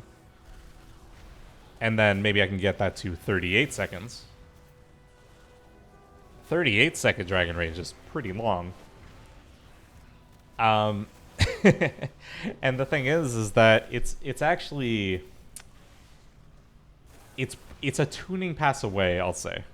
One tuning pass away from wanting to invest in the Empower cooldown reduction stuff so that you cast your Empower spells more often so that you can have a longer Dragon Rage, so that you can have better access to Ruin for longer, basically. It's a tuning pass away from that.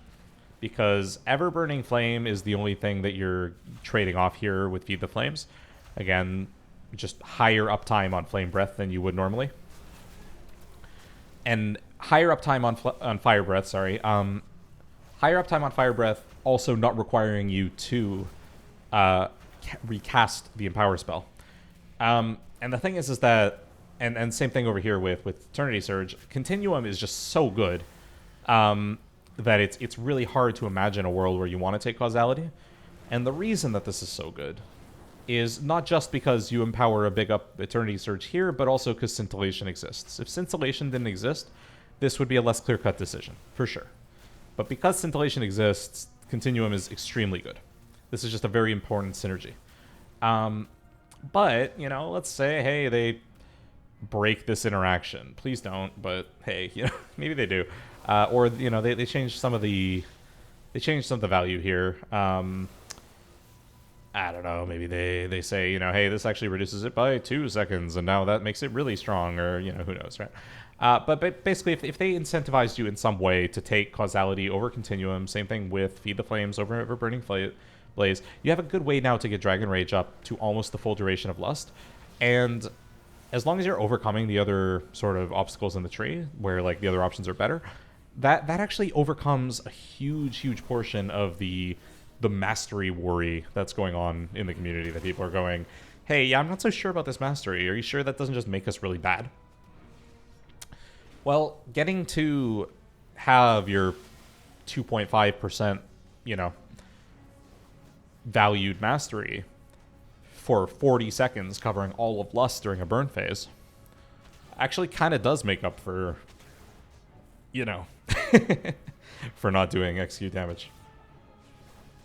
In fact, at some level of tuning, you kind of are an execute class.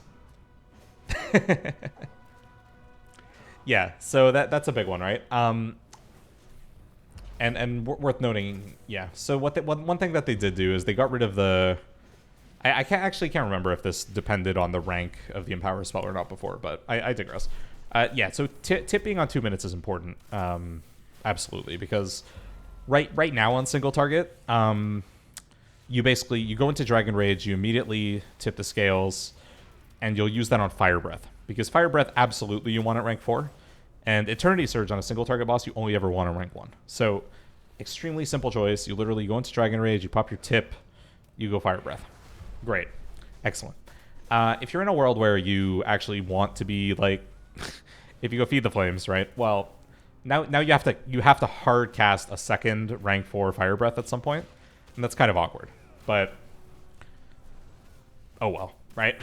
So that's kind of the thing. You inherently, when you put in these things where you hard cast Empowers longer, well, Empowers are annoying to cast, but they're good. Like, they're strong abilities. And especially Fire Breath. Fire Breath always has this really cool interaction. So New Burnout basically says, hey, when Fire Breath ticks, it has a chance to make Living Flame instant cast. It doesn't really matter if you're what's it called? If you're casting it more frequently or not, right? So the New Burnout change is actually a bit of a nerf to Feed the Flame, so to speak, because right now casting Fire Breath more often makes this activate more. Strictly speaking, with the new version, not really, right? Because as long as you have the dot ticking, you're proccing things. Leaping Flames still, though, technically synergizes better with Feed the Flames, because now you're casting that cleaving, Living Flame on a bunch of targets more often, once every 15 seconds instead of once every 30. And Living Flame cleaving onto a bunch of targets, again, it's really nice because it procs your Scarlet Adaptation, procs Ancient Flame if you happen to be able to take this in raid, which you probably can't, but whatever. Puts this little dot in here from Ruby Embers, so puts a little bit of a healing dot on people, like hot, if you will. Kill me. But bottom line is, like, Feed the Flames is actually not bad. Like, this is a nice node. It's just that this is really strong. This effect here, where it basically says you're pushing buttons that you're pushing anyway, and hey, you know, it might even just be you push this one button and it takes care of the job for you, kind of thing. You don't have to, like, you have to cast this maintenance buff almost half as often. Well, that's really good. So it's hard to compete with this on, like, a long single target fight, but it's a tuning pass away. It is a tuning pass away. All they have to do is say, you know, oh, hey, we're going to nerf Ever Burning Flames, so maybe, like, it extends less than that. Or Feed the Flames also increases the damage. Maybe Feed the Flames also increases the initial damage of Flame Breath by another 20% or something. You know, like, that's all it would take, right? Just a little bit more damage from taking this one. And I don't know if they'll see that as desirable necessarily, but if they wanted to really encourage you to take the nodes that extend Dragon Rage more, they could do it. We're one tuning pass away. That's all I have to say on that. So I'll leave that there, and maybe we'll keep going. That was all to say Animosity. Animosity is fine, and then Essence Attunement, which is over here. It's here. Eternity Burst stacks 2 times. It's good. You always want this. Great. Next. Firestorm feels weak. Kind of still does. They did a tuning pass to make everything else weaker, so it is inherently stronger than it was before. Still kind of weak. That's why I haven't been taking it in my, like, normal/heroic dungeon build. But, You'll probably play it, again, because it keeps proccing your Ever-Burning Flame. It will be really nice in M+, assuming no changes. Again, knock on wood, / expect tuning, but right now, yeah, you'll probably still play it in M+, mainly because the interaction with Ever-Burning Flame, it's not very strong on its own. Heatwave further empowers Fire Breath. Yeah.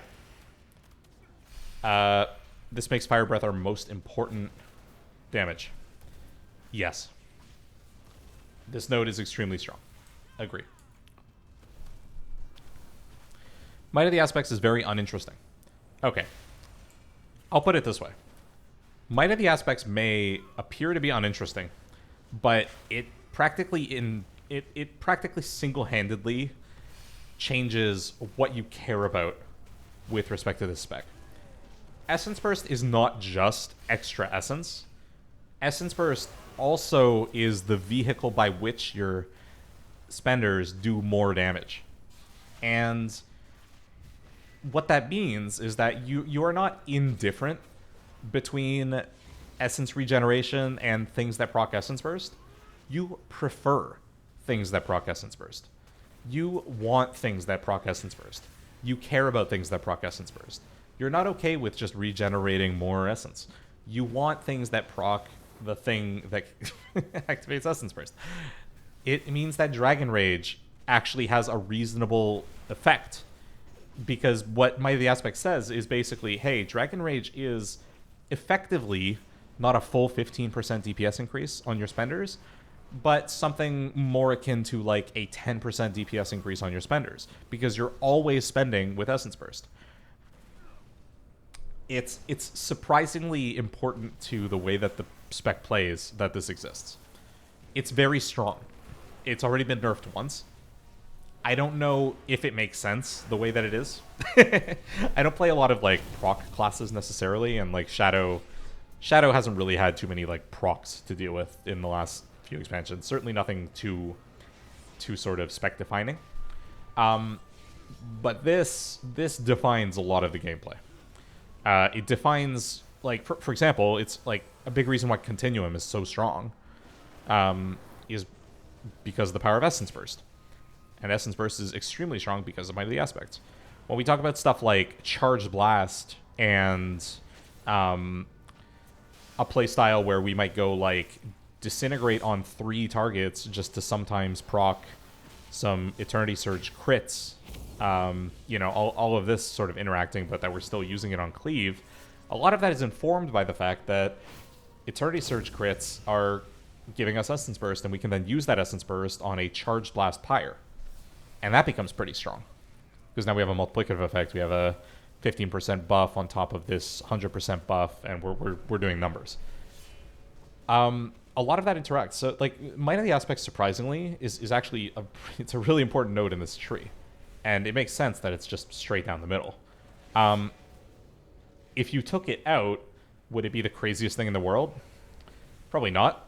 But it would start to remove / erode the importance of some of these interactions to the point where you might be a little more indifferent. And maybe that's a good thing.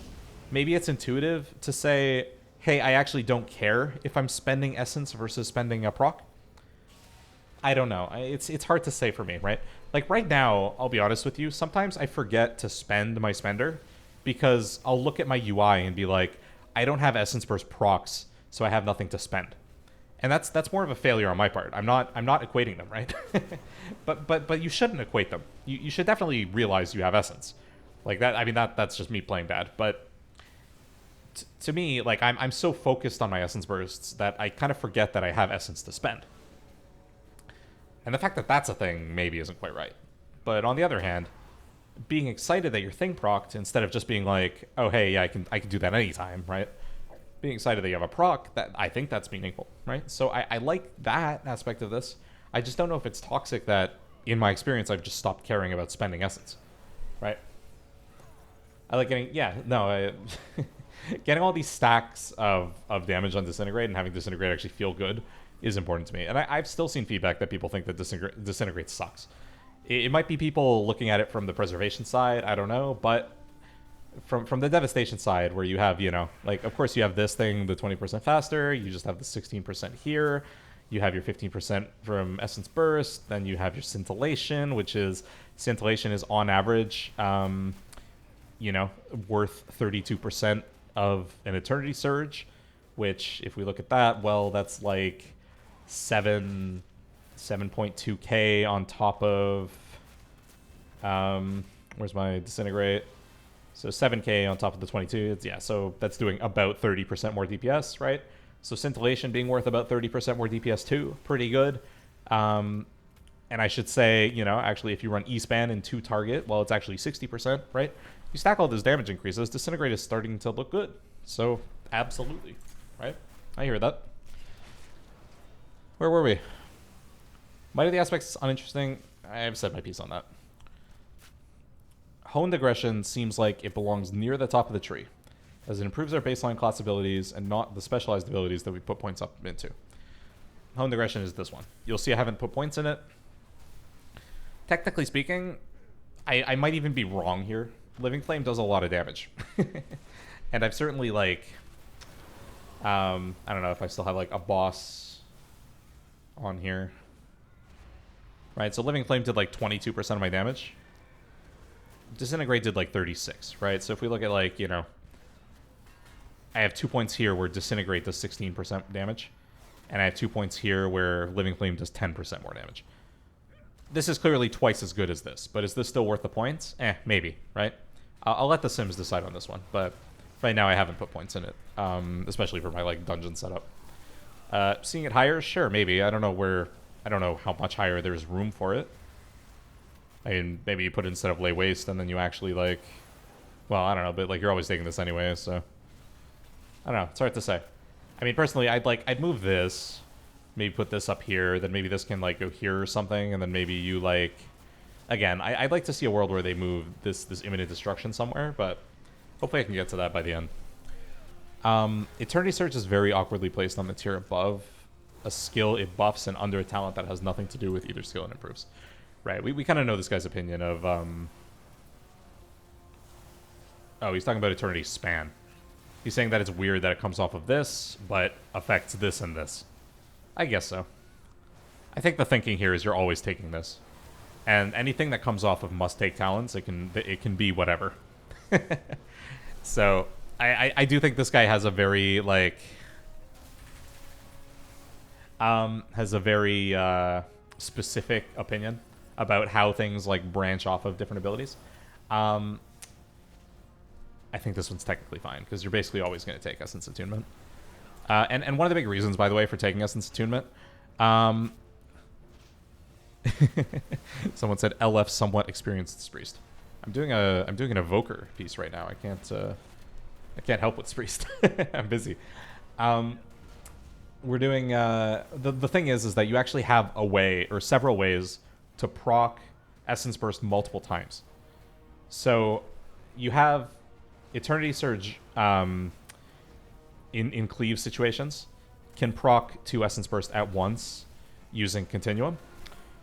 Living Flame can proc 2 Essence Burst at once off of Leaping Flames. And also in single target, this can happen. So it's worth noting, Eternity Surge can only proc 2 Essence Bursts in the same tick on Cleave. Leaping Flames can absolutely cause multiple Essence Bursts in the same tick, assuming it hits, an allied player as well as the boss, right? But also, with Scintillation, you can absolutely have multiple Eternity Surges come out during the same Disintegrate, also requiring, or also earning you multiple Essence Bursts from Continuum. So there are multiple ways to get more than one Essence Burst before you can spend it. That makes this very valuable. So it's very hard to justify ever not taking this, because there are a lot of ways for you to get more Essence Burst than you can spend. I think I'll leave that there. Any more talking is kind of redundant on that one. It's necessary. Continuum and Causality are both powerful, but they feel like they should both be attainable, or at the very least be in a more central location in the tree. This choice node is inexplicably linked to a skill that on paper looks like a must pick, even if it isn't. Tuning again. Are we talking about Shattering Star? Or are we talking about Essence Attunement? Or are we talking about Charge Blast? I actually don't know what they mean by this one.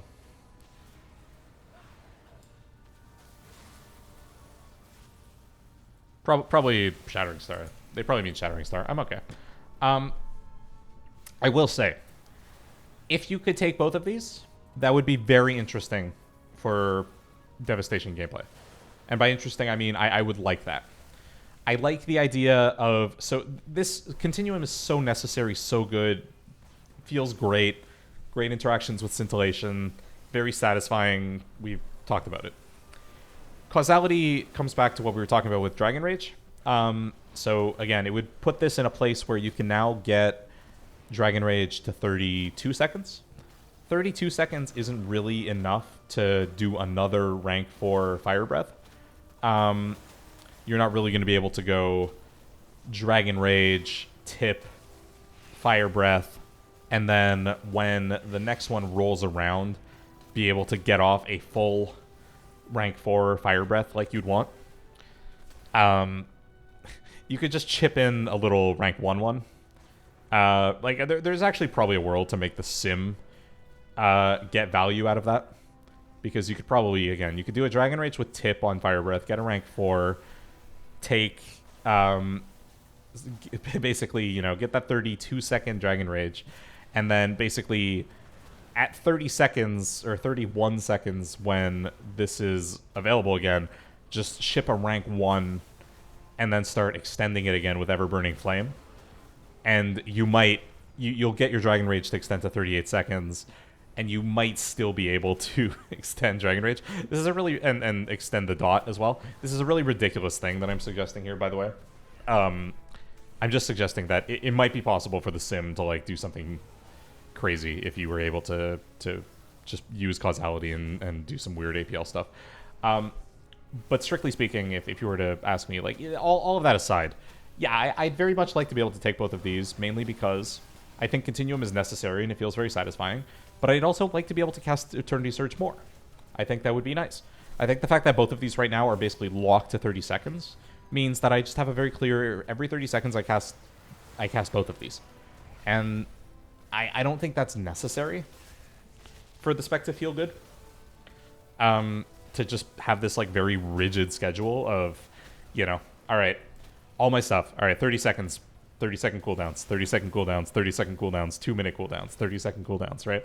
I think it's nice to have a little bit of flexibility around that to have sort of this thing more. Similarly, you know, let's say if you were able to get this thing down to 15 seconds with Causality, then maybe you can do, like, that play, Slicks, that we were talking about in chat earlier, that play where you get to go Eternity Surge, Shattering Star, you know, and then maybe, again, like, maybe there's synergy with Iridescence or something. You'd be able to do that more often, right? So maybe that would be cool. So I definitely like the idea of having access to both of these. Just because, again, Causality doesn't seem so strong so as to not be able to take. Continuum is very strong and is definitely what I would take generally. So let's see, where are we? Catalyze is incredible and very powerful. This feels like it should be a core mechanic. Okay. I will say that this doesn't matter at all for gameplay right now, but it will matter a little bit for gameplay with new Burnout. And with new Burnout, this will help you proc more Living Flames.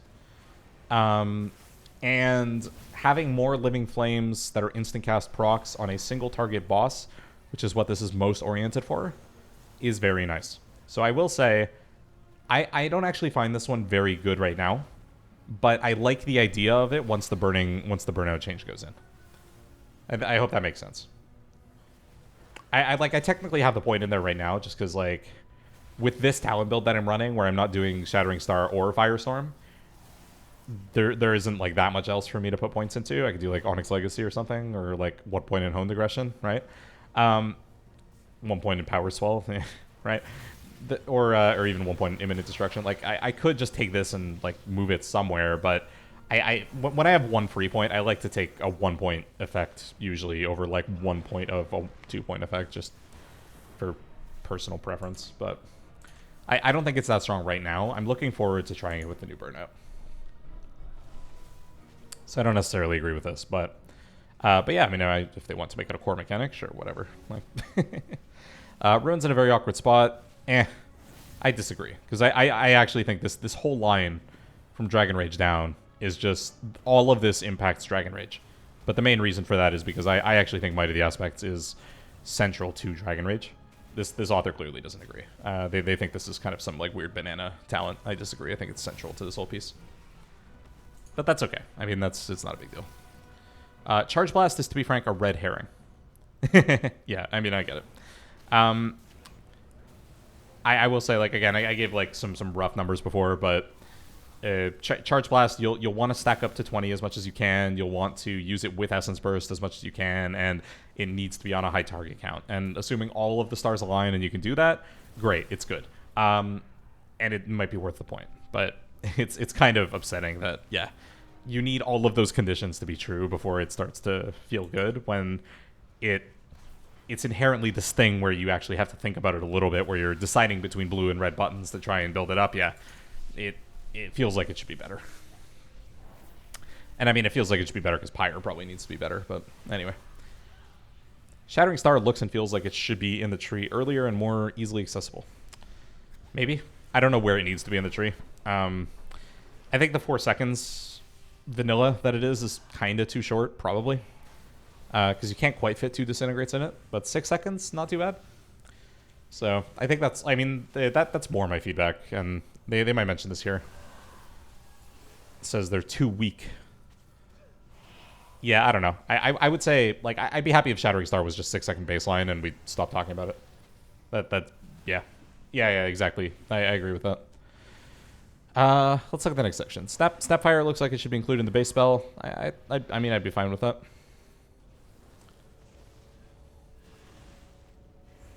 Alright, what else are we saying?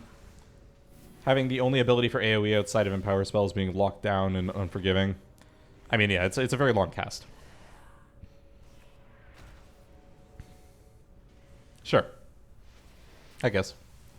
Font of Magic.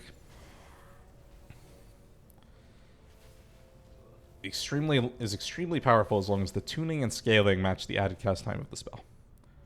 We're talking about this guy here, right?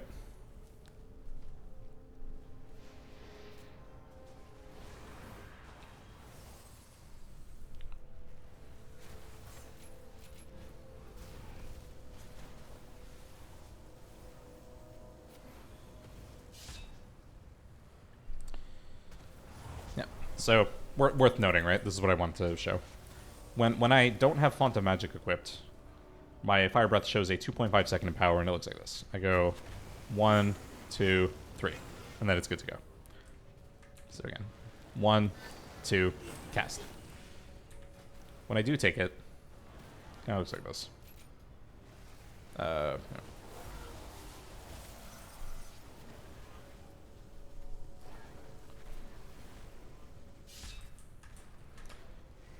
1, 2, 3, cast. So, and then for Eternity Surge, 1, 2, 3, cast. So the thing is that we're basically saying again, yeah, it's very basic, looks meh, but it's very powerful as long as the tuning and scaling match. Yes, absolutely, right? So additional ranks on spells for Evoker for Devastation don't actually do too much, because there aren't a lot of interactions left in the class. There aren't really any left in the Devastation Tree for, hey, the higher rank of something that you do, the more it does. At least unless I'm forgetting something. Yeah, I mean, so you've got this guy that, you know, obviously just brings down the time to empower in total. but I don't think there's any left. The ones that do matter are in the class tree. You have this one, which makes Living Flame cleave to more targets, the higher level that Fire Breath is. And you have, where's my one other one? Sorry, I was thinking Source of Magic. So Source of Magic, your healer mana support thing, also wants you to have higher Empower levels. So Font of Magic benefits both of those effects, does require you to cast more, and ultimately, again, so for single target, it's actually not, it's not really a necessary node. For single target, you can kind of just skip it, and well, depending on pathing, right? That's it's sort of what enables you to run that like Everburning Flame extension meme build with Firestorm Snapfire, is that you can just kind of go around this way, not take Catalyze, not take Font of Magic, but that's fine because you have Firestorm to extend your Everburning Flame instead, right? So the fact that you can kind of just skip this stuff and go around here, it's kind of just good. And yeah, honestly, I don't remember the math on Catalyze and single target or anything, and it'll definitely be better with new Burnout, but anyway, that's kind of the thinking there. So I like having the rank 4 spells available to me. It feels like a gameplay thing, so I like having it. It's not going to be strictly necessary, especially on single, because, like, as you know, Fire Breath doesn't need to be cast as a rank 4. It's purely for duration, and Eternity Surge definitely doesn't need to be cast as a rank 4 on single. Onyx Legacy is at least below Ruin, so it's also associated. Yeah, I mean, I get it, whatever. My feedback on Onyx Legacy is it's actually good. It's good, actually. The only problem is I don't like Deep Breath and Raid, but that's fine. It can work in M+. It's just, we talked about Deep Breath, whatever. Tyranny should be given the Shaman treatment of being more than a 20% crit damage bonus. Okay, I mean, if they want to. I won't say no, that's just more damage, right? Whatever, sure. Focusing Irish are much too weak. Focusing Iris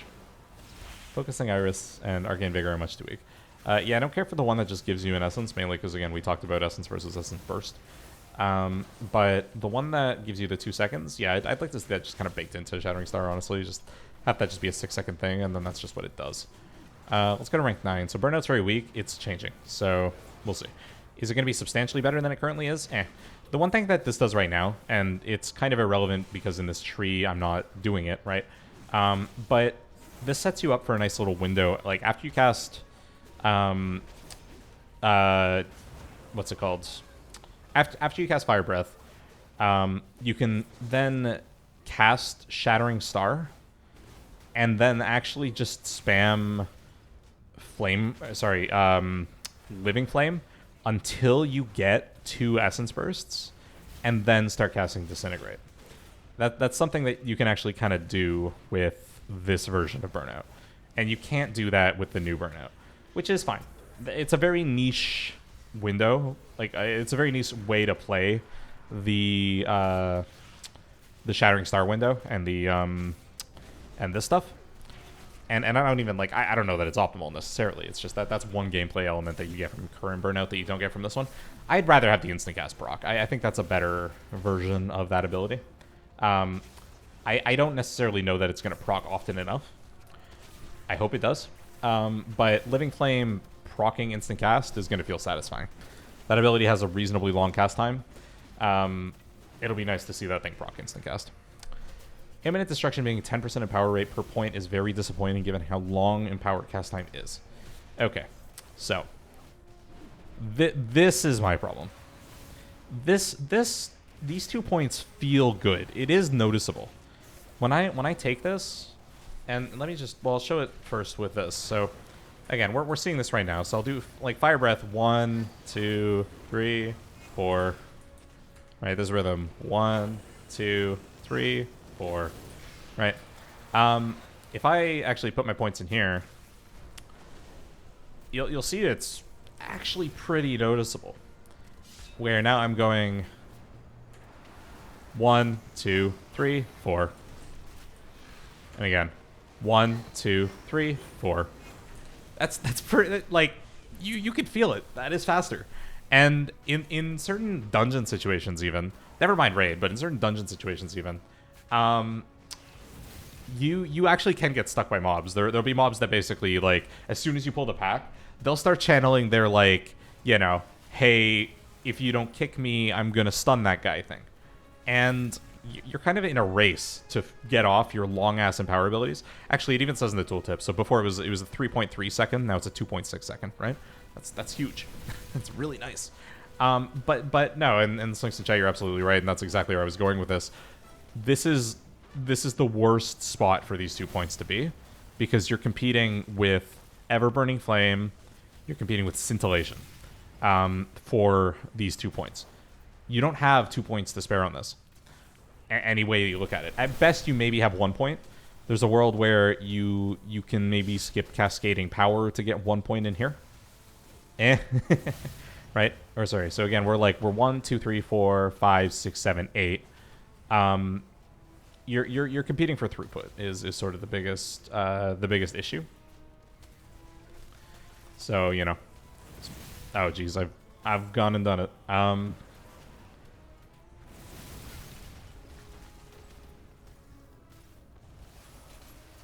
Yeah. Hashtag just don't take ruin or whatever, right? It's a bit of a puzzle. I would love to see imminent destruction in a place where I can actually put the 2 points in and take it. I mean, I'd love if it was like... Oh, Tettles is here. That's exciting.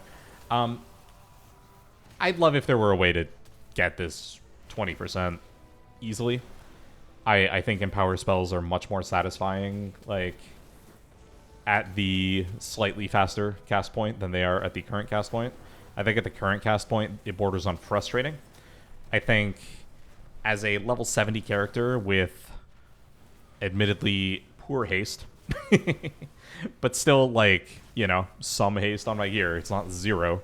I'd like to see it not feel like absolute crap to empower an ability.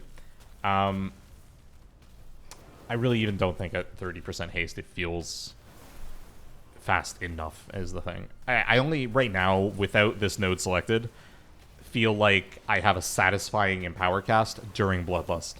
And I don't know. If you were to put this here with Honed Aggression, I mean, yeah, well, where would I would then be able to pick it up at the very least during single target. I could take a point out of Catalyze, probably. What else could I do? Yeah, honestly, I think Cascading Power could probably go in some situations. It's pretty nice, but not strictly necessary. I think Heat Wave's pretty good. I think you probably drop Ruby Embers with this exact setup, but again, like, this isn't really a raid setup, so I don't really know that it makes sense to go off of this. I'm just kind of musing with my exact setup right now what I might do, right? I want to see this higher, or I mean possibly over here. It could be in the class tree technically. I want this, but I can't have this, and that makes me sad. That's where I am on imminent destruction. I want it, I can't have it, so too bad. So basically, yeah, like 10% empower rate per point is disappointing based on how long empower cast point is. I'll say that 10% per point based on where it is in the tree is expensive. If it were 1 point for 20%, it'd be more likely I could take it where it is. If it were 10% for 2 points somewhere else, it'd be more likely than I could take it. Right now, I can't really take it, but I want it. I want it real bad. I want faster empowers. Please give me slightly faster empowers. Scintillation is a pseudo set bonus. Probably needs to proc a little bit more. Not sure, but it feels good. Without this, proc damage feels low. Agree. Scintillation is the single coolest effect in this entire kit. Power Swell is yet another ability that doesn't do enough. So they are buffing this. I don't even think it does enough with the buff. I think the buff is 100% for 2 seconds, and then it goes up 4 seconds. I think that's how it works. I don't think it's enough. Yeah, it's like saying just give it baseline. Yeah, I mean, I don't know. Probably. Like, I could see it. Feed the Flames and Ever-Burning Flame are a cool design. I like the feeling of speeding up my fire breath. Holy crap, how much more is... Okay, I can skip through the gameplay part. I just really wanted to go through the talents. I don't like this as a choice. I don't see any world... Yeah, so this is an interesting point. So I don't think that having this level of extension makes sense if you also cast this thing every 15 seconds. For obvious reasons, the extension doesn't matter.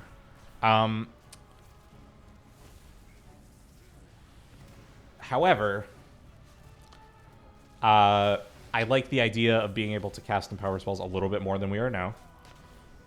A little bit more, mind you, because what I would really find satisfying would be that you cast Empower spells more often, but they're easier to cast.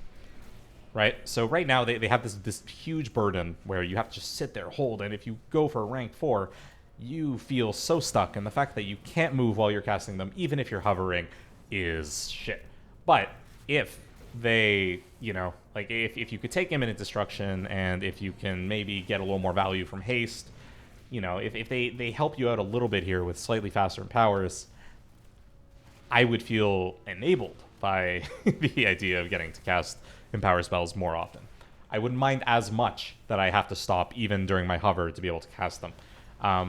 It's a bit of a trade-off. I don't hate the Empower system. I hate how rigid it feels because of how long Empowers take to cast, coupled with the fact that it's very hard to get the Empower reduction stuff. So, anyway. Sure. I kind of get where this is coming from anyway. So, and I've talked a lot about that choice earlier. Cascading Power is by and large the best choice for every Evoker build, and it's not even remotely close, due to the power that you get from Empower Disintegrates. So, sure. I wouldn't necessarily say that Cascading Power is the reason for that. I would say it's more Scintillation, but fair enough, right? Cascading Power is strong, sure. Iridescence is very boring. I would say that Iridescence does not change your gameplay. So, yeah, because basically what this says, like, you're going to cast red spells and you're going to cast blue spells. So, and you're going to cast both Eternity Surge and Fire Breath every 30 seconds. So you're just what this basically says with these talents is after you cast Eternity Surge, your next two Disintegrates do 15% more damage. After your next Fire Breath, your next two Living Flames deal 15% more damage. That's all it does. It's not very exciting. And then onto two Disintegrates in the next 10 seconds means you have to plan extremely well. I don't know that I agree with that. I don't think it's hard to spend two Disintegrates in 10 seconds after your Eternity Surge. Because what you're going to do is you're going to go Fire Breath, Living Flame, probably another Living Flame, so you've spent the ones from Fire Breath. Then you go Eternity Surge. Actually, no, you'd want to dump Disintegrates first, then go Eternity Surge. Okay, so maybe you'd want to... Maybe that's interesting. Yeah. I haven't played with this talent, so I haven't really thought about the mechanics. I think you have time, because you're in your cooldowns. You only need two... You need basically, at most, 2 Living Flames and 2 Disintegrates in the 10 seconds after your Eternity Surge. And I think you have plenty of time for that, assuming you have any level of haste. Always, right? So, I don't know that it's that hard. I think in the worst case, you have exactly 10 seconds. So, I don't think it's too bad. And by exactly 10 seconds, I mean assuming that you want to proc Essence Burst versions of Disintegrate in Dragon Rage is what I was looking at in my mind.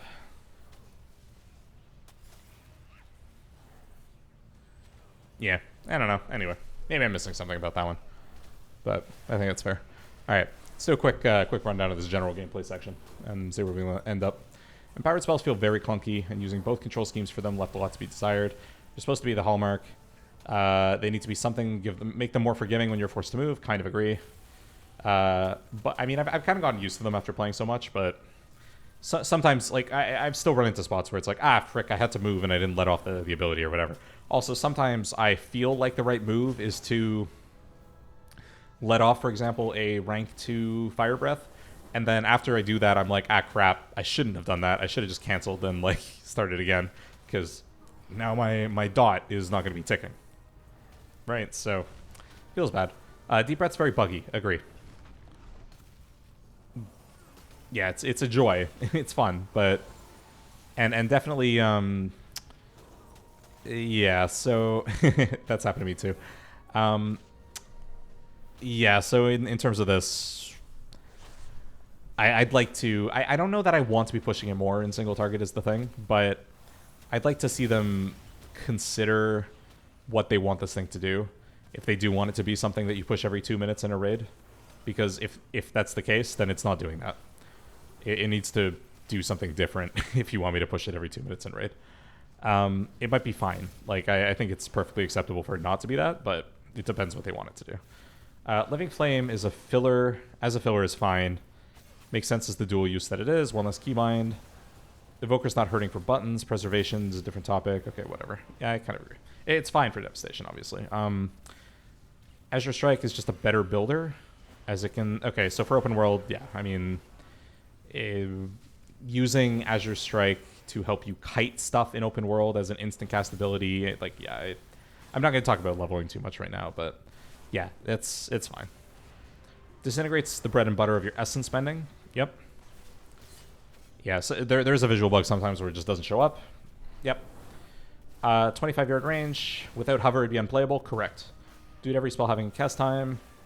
Range restriction is clearly to prevent breath attacks from being incredibly overpowered and or dangerous to use in every situation. However, at this point, without seeing raid testing, we can't really know how much of a hindrance this will be. I guess they're saying, like, they want Fire Breath to be a thing that you can't cast from 40 yards. I've never really looked at it as just being a Fire Breath thing, but, I mean, that's part of the fantasy, right? They could clearly do a thing where it's like, everything is 40 yards except Fire Breath and Eternity Surge are 25 yards, and then now you just have to weave in for just those abilities and then come back out. I could see that.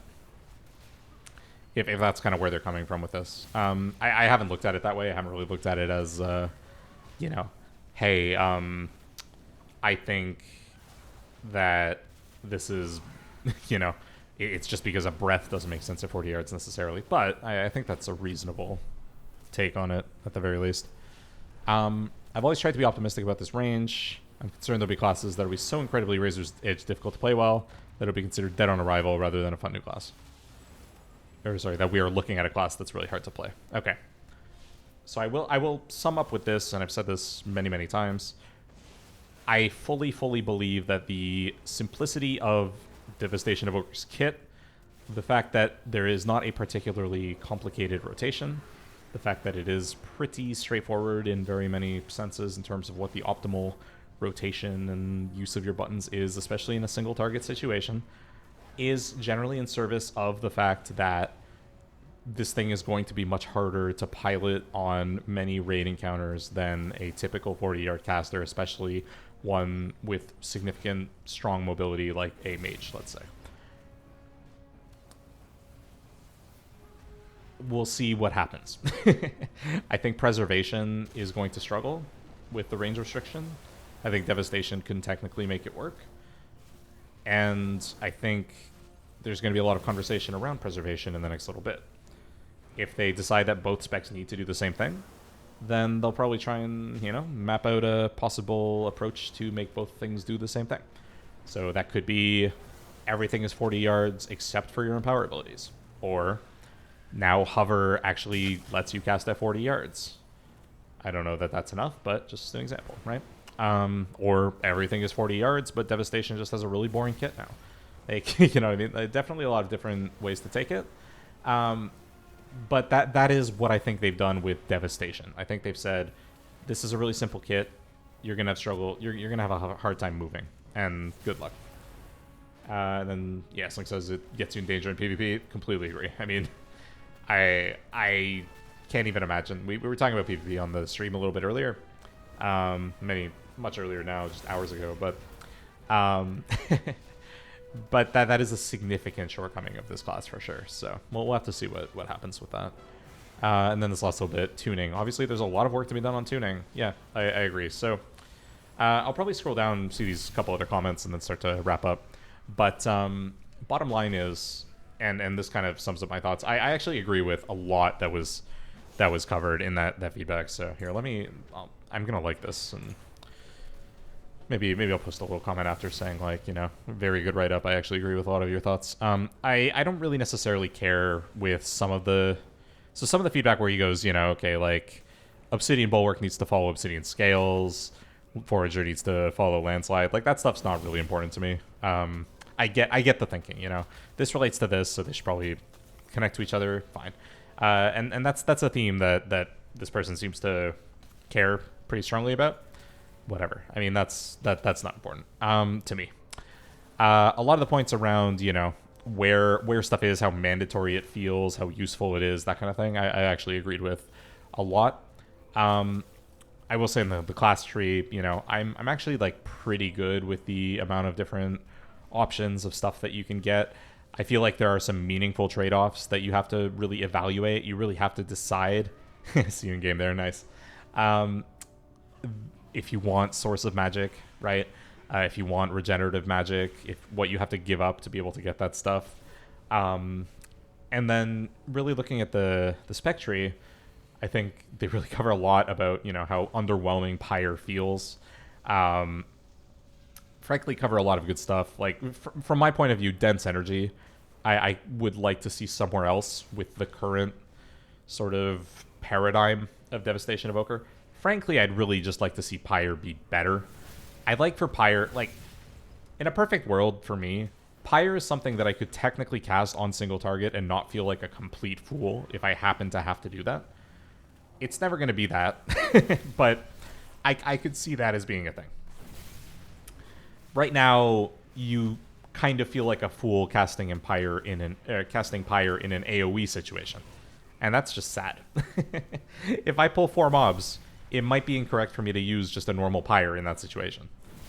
I might rather use Disintegrate right now to proc Scintillation to get additional Eternity Surges out that are going to cleave onto 2 targets that are going to give me more Essence Bursts. I'm going to be able to use those Essence Bursts on whatever I want. I could use it on a Pyre. I could use it on a Disintegrate. When I'm charging that stuff, I'm building up Charge Blast stacks so that maybe I can use a Pyre later, right?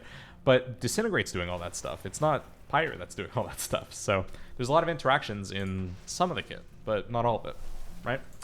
And then finally, like, some of these kind of last thoughts here. Shattering Star, I think I'd like to see just have the 6-second thing. I haven't played a lot with it just because I've been doing mostly dungeons, and I don't see why I would play with this thing, but I'll definitely try and give it some thought in front of a dummy at the very least, and I definitely expect that I'll want to take this for raid. And if it's ever the case that this isn't the optimal talent to take for a single target raid encounter, I'm going to be very surprised. Firestorm does some weird stuff right now where it isn't very strong, and its real only purpose is to extend Ever-Burning Flame, and I find that kind of weird. Snapfire is a cool proc. The fact that it procs off of Living Flame is kind of strange. Not because I'm never pushing Living Flame as a cleave button, but I'm very rarely pushing it as a cleave button. And I find that strange. It's after I cast Fire Breath that this makes sense. Every other cast, I don't really understand it. Firestorm is obviously very little damage and also has a long cast time. That's kind of rough. All of the middle stuff kind of makes sense to me. Dragon Rage, you know, makes sense that all of this stuff kind of lines up from it. This whole middle of the tree is basically mandatory is the way I see it, so that's fine. I would like to understand if I'm meant to care about Dragon Rage being longer than 26 seconds. 26 seconds, again, being one of each Empower in that window. And I'd like to know, you know, like, how much am I meant to want Feed the Flames for that purpose? How much am I meant to want Causality for that purpose? Because right now, there's no chance I ever take either, based on some of the sims that we're seeing, based on gameplay. And the main reason for that, again, is, hey, when I actually enter a raid fight and I care about my execute damage, and I care about the duration of my Dragon Rage because I need to benefit from Ruin, maybe I actually do want to be able to cast my Empower abilities more often, to be able to extend my Dragon Rage. So sort of play with that and let me know, hey, like, maybe could this stuff be better to justify that? Is that something that you want? Is it? If you want me to be casting my Empower stuff more, I need to see this thing move. I need Imminent Destruction in a place where I can actually get it. I need it to either be higher in the tree, I need it to be in the class tree, I need it to be baseline, I need something. I mentioned some feedback in the thread that I'd like for, ideally I'd like for Empower to also scale a little harder with haste. I don't have that much haste on this build right now, and I think I probably, I'm at like 7%, and I clearly gave up a couple pieces of haste for some reason while just like taking random gear. But it's very noticeable in Bloodlust that you have the faster Empower, and it really, in my experience, feels extremely sluggish the rest of the time. So clearly there's a level where I am comfortable at the 40% haste mark and just kind of not comfortable the rest of the time. So I'd like to see more of a middle ground as well as access to this thing. I want imminent destruction. I can't spend points on it where it is in the tree right now. Have any other thoughts? Other than that, you know, I kind of think the bottom of this tree is like a little bit uninspired. I'd like to feel better about it, but I don't know that we're going to see too many like crazy new changes to this stuff. And I will say, caveat again, scintillation, 10 out of, this is a 10 out of 10 talent. This is what all talents should strive to be. This is the coolest thing. Everything else, you know, this kind of feels underwhelming. This kind of feels underwhelming. This is very underwhelming. It just extends my dots. This is a cool proc, but I don't feel excited taking it. I'm just like, all right, neat, right? And like the thing I really want, I can't justify because everything else is just more damage, right? So, anyway, now this is something that, again, if we go into like Feed the Flames and Causality, and I have to cast them more, then I probably do want this, but probably still a numbers issue. So, anyway, got a few more posts in this thread, so let's see what's going on. Also, I got a like on one of my Evoker posts. Very nice, good stuff. Small Earth has been posting all these threads. Big so true. In the latest build, hover was changed to a slow fall. Yeah, I kind of know what they're talking about. I don't need that. The fact that, basically, the fact that you have glide means I don't really need the slow fall from hover.